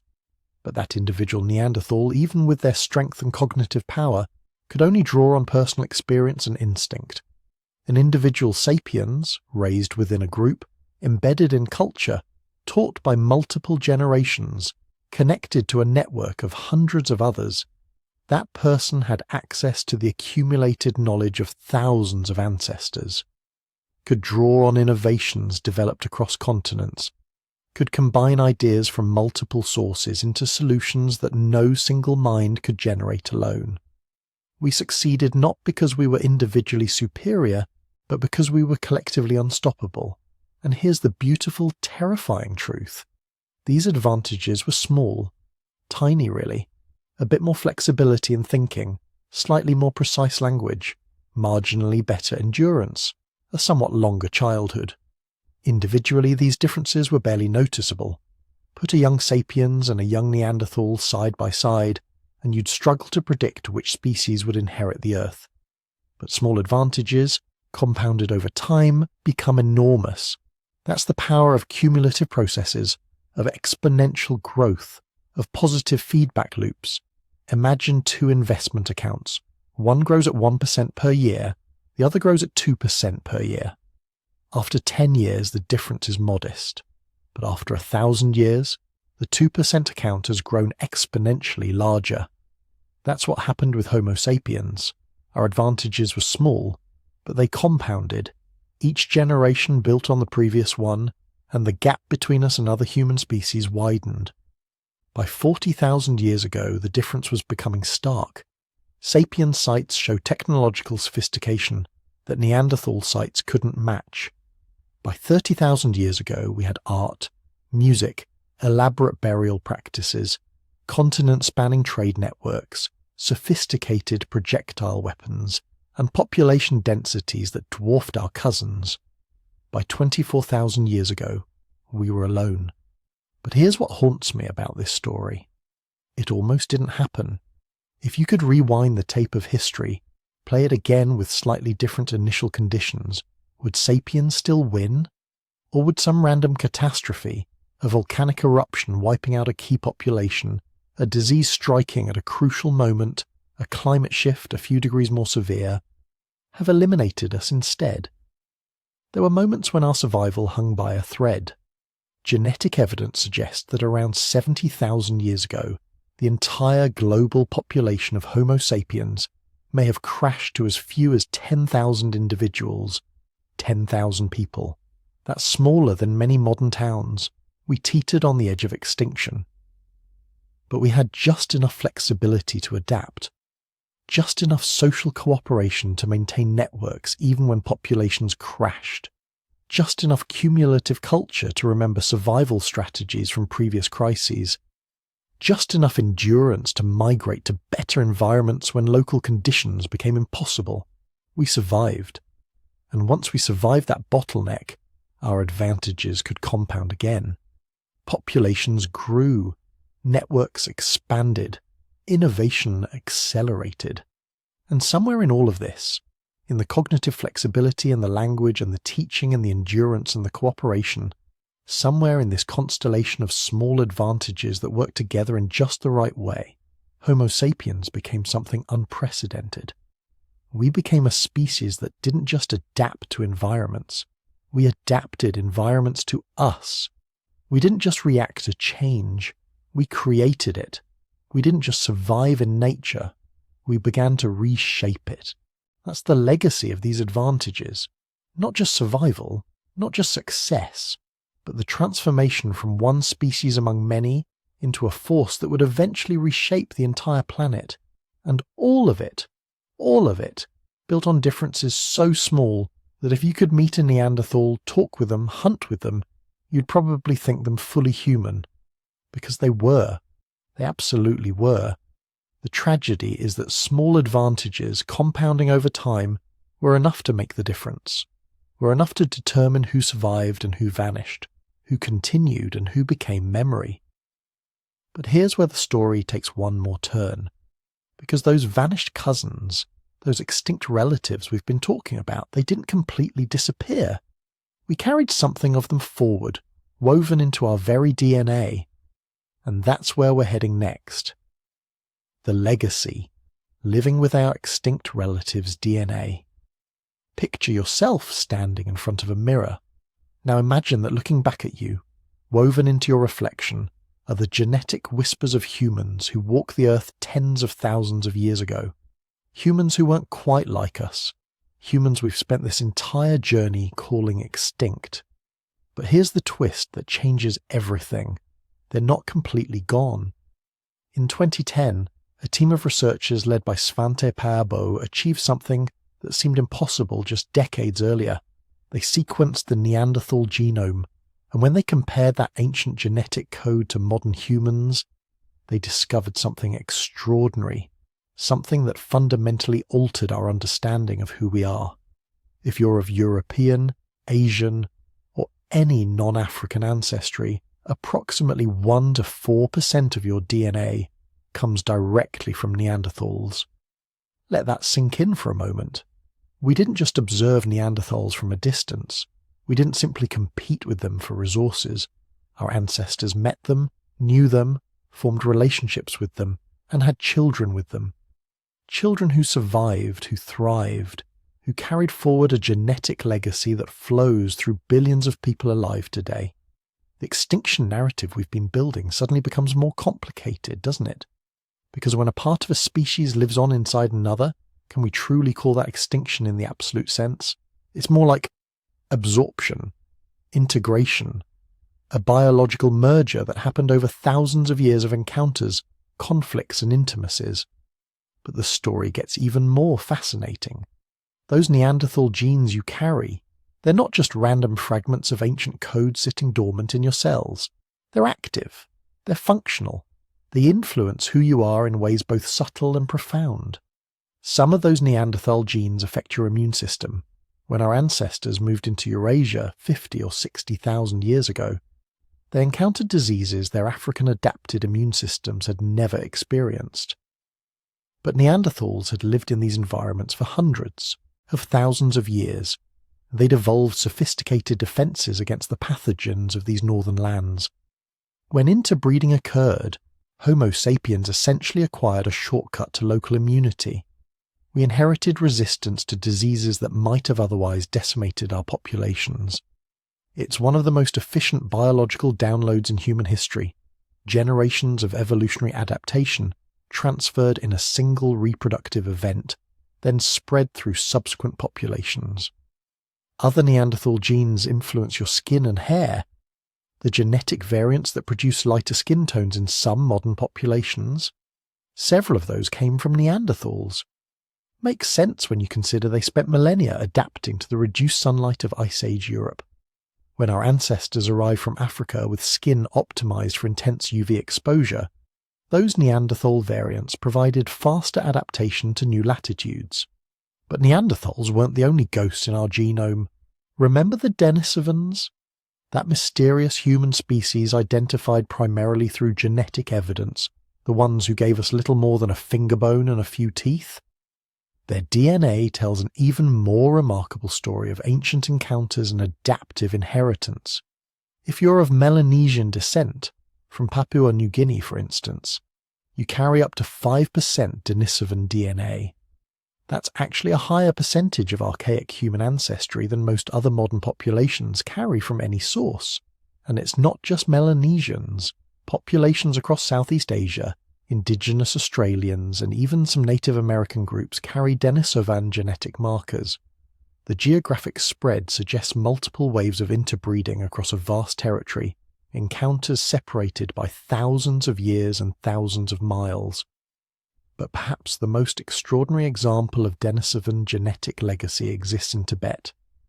Living at high altitude, we're talking 12 to 15,000 feet above sea level, presents a serious physiological challenge.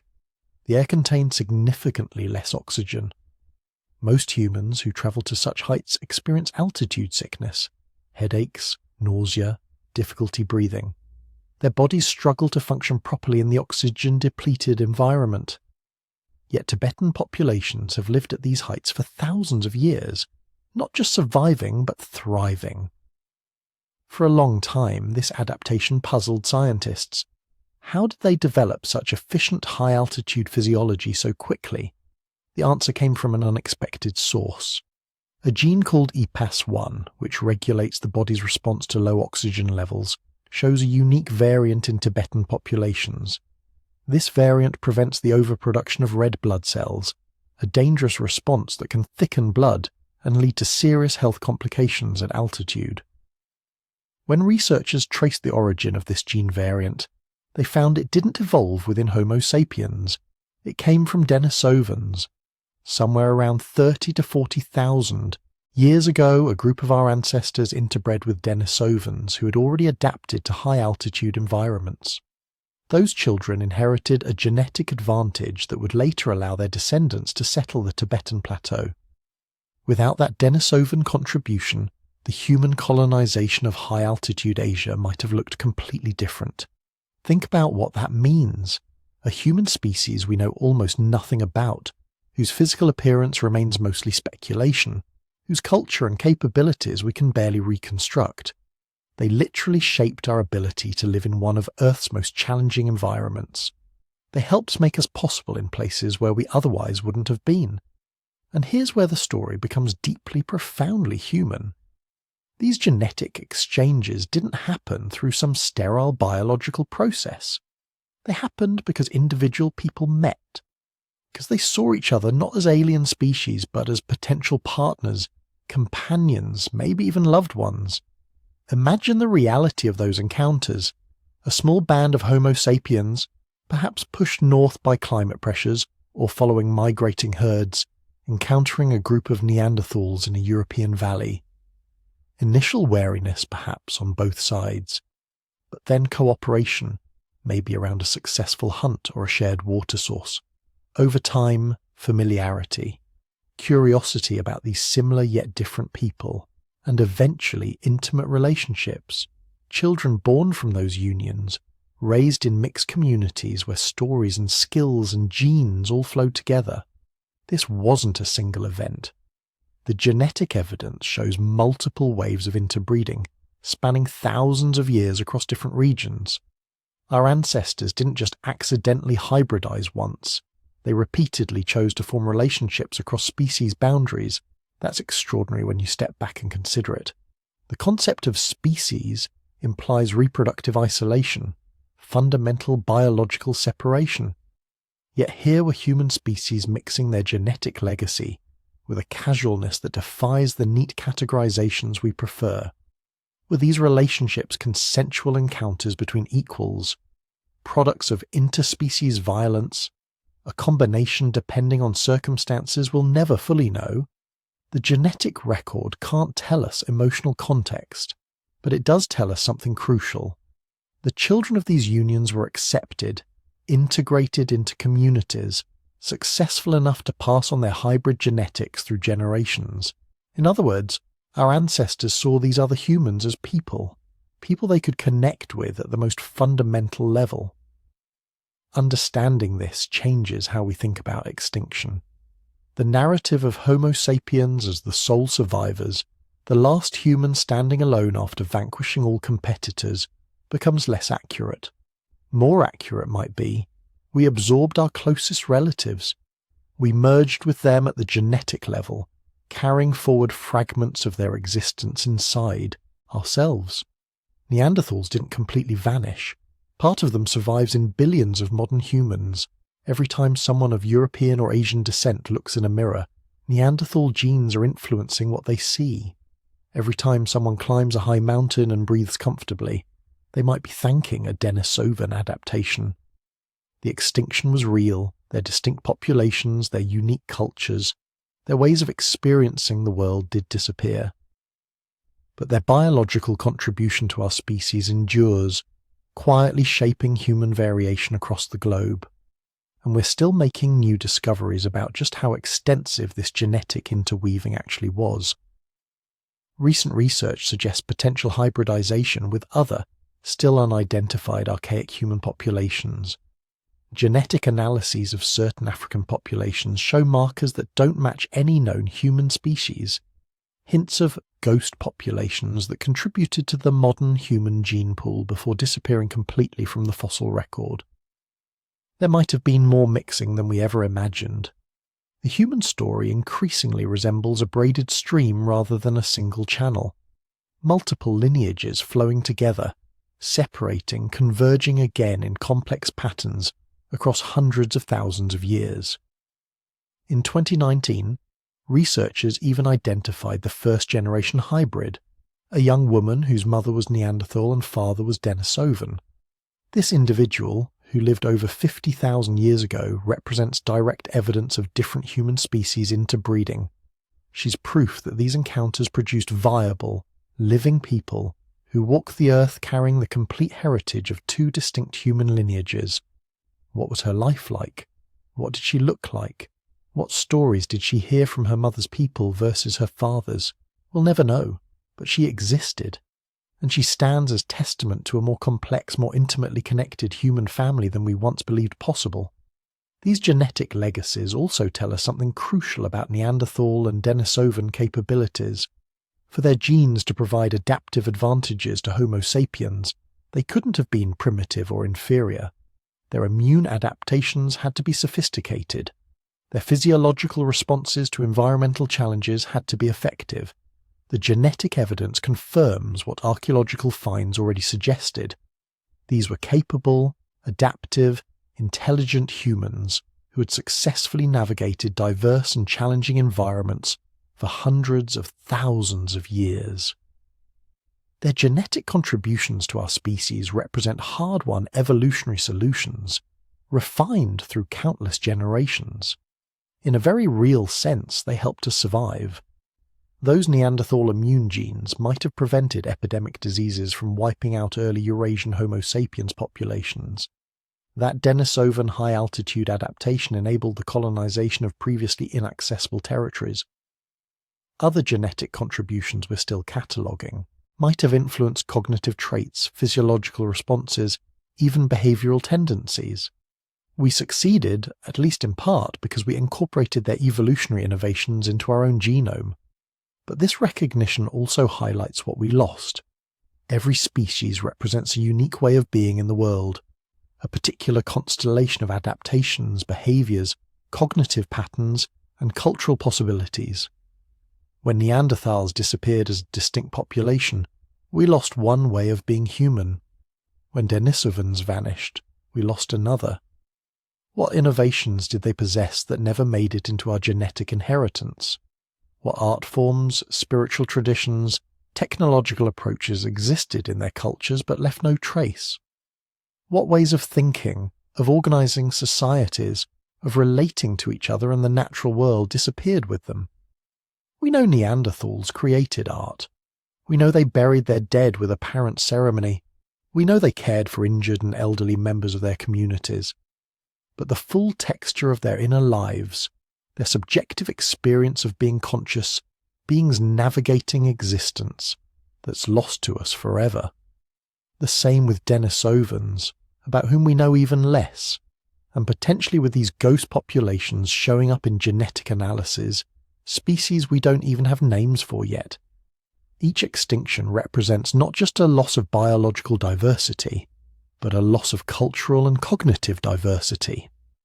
Different ways of solving problems, of understanding reality, of being human. Modern Homo sapiens displays remarkable variation. Different languages, different social structures, different belief systems. But imagine if Neanderthals had survived as a distinct population into the modern era. Imagine if Denisovans had persisted. The diversity of human experience would be magnified beyond anything we currently know. Instead, we're left with echoes, genetic whispers that tell us they existed, they mattered, they contributed to who we became. But the full symphony of their existence has gone silent. And yet And here's the profound complexity. Their partial absorption into our genome might have been preferable to total extinction. If interbreeding hadn't occurred, if our ancestors had simply outcompeted these other humans without any genetic exchange, then truly nothing of them would remain except fossils. Instead, something persists. Not everything, not their consciousness, their cultures, their subjective realities, but something. A biological legacy that shapes billions of people alive today. It's a bittersweet inheritance. We carry within us the success stories of multiple human lineages, the accumulated wisdom of different evolutionary paths. But we also carry the reminder of what was lost, the full diversity that once existed and will never return. As you settle deeper into sleep tonight, consider this strange truth about yourself. You're not purely one thing. If you trace your ancestry outside Africa, you're a hybrid, a mixture, a living testament to ancient encounters between different kinds of humans. The Neanderthals who hunted woolly mammoths across frozen steppes, they're part of you. The Denisovans who adapted to mountain heights and tropical forests, they're part of you. Unknown populations whose names we'll never know, they might be part of you too. You're the continuation of their story, not the whole story, but an echo of it, carried forward through tens of thousands of years in the coiled ladder of your DNA. They're not completely gone. They're here, woven into the fabric of humanity itself, and that changes everything about what it means to be the last surviving human species. And so here we are. 7.8 billion members of a single species, scattered across every habitable landmass on this planet, from the frozen reaches of Arctic settlements to the sweltering heat of equatorial cities, from islands so remote they took centuries to discover to sprawling metropolises that never sleep. All of us, Homo sapiens, the last ones left. Stop and consider that for a moment. For millions of years, millions, this planet hosted multiple species of humans simultaneously. Different kinds of people, with different tools, different cultures, different ways of seeing the world. Neanderthals tracking prey across Ice Age Europe. Denisovans thriving in the highlands of Asia. Homo floresiensis on their isolated island. Homo naledi in the caves of South Africa. Perhaps others we haven't even discovered yet. Their bones still hidden beneath soil and stone, waiting. The world was full of human diversity, a spectrum of intelligence and adaptation, all branches of the same evolutionary tree, all asking questions about the world around them. And then, one by one, they vanished. Not over millions of years, not gradually like the slow drift of continental plates, but relatively quickly in evolutionary terms. Between roughly 70,000 and 12,000 years ago, every other human species went extinct, every single one, until only we remained. The strangeness of this cannot be overstated. We live in an unprecedented moment in the history of the human lineage. We're alone in a way that no previous human species ever was. For our ancestors, even our direct ancestors, the early Homo sapiens who walked out of Africa, being human meant sharing the world with other humans. Different, yes, but fundamentally similar.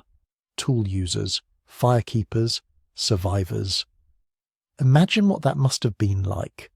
To know, truly know, that intelligence could take different forms, that humanity wasn't singular, but plural. We've spent this journey together exploring how this happened. How one species, our species, came to occupy every ecological niche humans could possibly fill, while all our relatives faded into extinction. We've looked at cognitive revolutions and great migrations, at interbreeding and climate catastrophes, at the advantages that tip the scales in our favour. But here's what's crucial to remember. None of it was inevitable. Our survival wasn't written in the stars. It wasn't guaranteed by some superior trait or divine favour. It was contingent. It relied on timing, being in the right place when climates shifted. On luck, surviving volcanic winters that might easily have wiped us out instead. On adaptation, having flexible enough minds and cultures to pivot when old strategies failed. A few degrees colder during a crucial millennium, a volcanic eruption at a different moment in our population bottleneck, a slightly different configuration of geographic barriers or resource distribution. Any of these could have changed everything. We might have been the ones who vanished. Neanderthals might be recording this video instead, pondering the extinction of those fragile tropical humans who couldn't quite adapt to the cold. Or perhaps no human species would have made it through at all. This perspective matters, because the extinctions of the past aren't just interesting historical footnotes, they're lessons, warnings even. Those other human species didn't survive for lack of trying. They were intelligent, innovative, successful for hundreds of thousands of years. But when conditions changed rapidly, when climates shifted, when resources dwindled, when a more flexible competitor appeared, their specialized adaptations became liabilities. Their populations, already small and fragmented, couldn't sustain the losses. Sound familiar?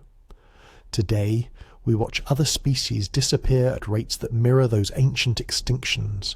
We see populations fragment, habitats shrink, genetic diversity collapse, and we have the knowledge, the cognitive flexibility that helped our ancestors survive, to understand what's happening and why. The question is whether we'll use it. We carry something else forward too, something profound. In our DNA, in the very code that makes us who we are, we carry fragments of those extinct relatives. Neanderthal genes that help our immune systems. Denisovan alleles that let us breathe at high altitudes. Genetic echoes of encounters tens of thousands of years ago when our ancestors met other humans and recognized them as similar enough to become family. They're not entirely gone. They live on in us, in you, right now, as you listen to this. You're not purely one thing. You are a mosaic, a testament to a more diverse human world, carrying the legacy of species that walked beside us and then vanished into time. That's both humbling and empowering. We're the inheritors of an entire evolutionary experiment, the recipients of millions of years of adaptation, innovation, and survival against staggering odds. What we do with that inheritance matters. Before we drift off into sleep, into the dreams that our cognitive revolution made possible, I want to ask something of you. If you've enjoyed this journey through deep time, if you found wonder in the story of how we became the lonely species, leave a like on this video, subscribe to keep exploring these questions with me, comment below and tell me where you're listening from. Are you in Brazil, Japan, Kenya, Norway? Somewhere our ancestors walked tens of thousands of years ago, or somewhere they only reached in the last few centuries. Because here's what's beautiful. Wherever you are, we're connected. Not just by technology, but by lineage. By the fact that we can trace our ancestry back, generation by generation, to a relatively small population that survived when others didn't. We are a global family in the most literal sense. 7.8 billion branches of the same tree. That's worth reflecting on as you drift towards sleep. We are the species that learn to tell stories, to imagine things that don't exist and then make them real, to pass knowledge across generations, building complexity that no single lifetime could achieve, to look at the stars and wonder, to dig into the earth and remember. We became the only surviving human species not through dominance alone, but through flexibility, through cooperation, through the ability to adapt and innovate and dream. May we remember that in the morning. Thank you for taking this journey through time with me, for exploring the deep history that made us possible, for honoring, through our attention and curiosity, the memory of those other humans who once walked this earth beside us. Rest well, and when you wake, remember, you carry an ancient legacy forward into whatever comes next. The story of humanity isn't over. It's just entered a new chapter, and you're part of it.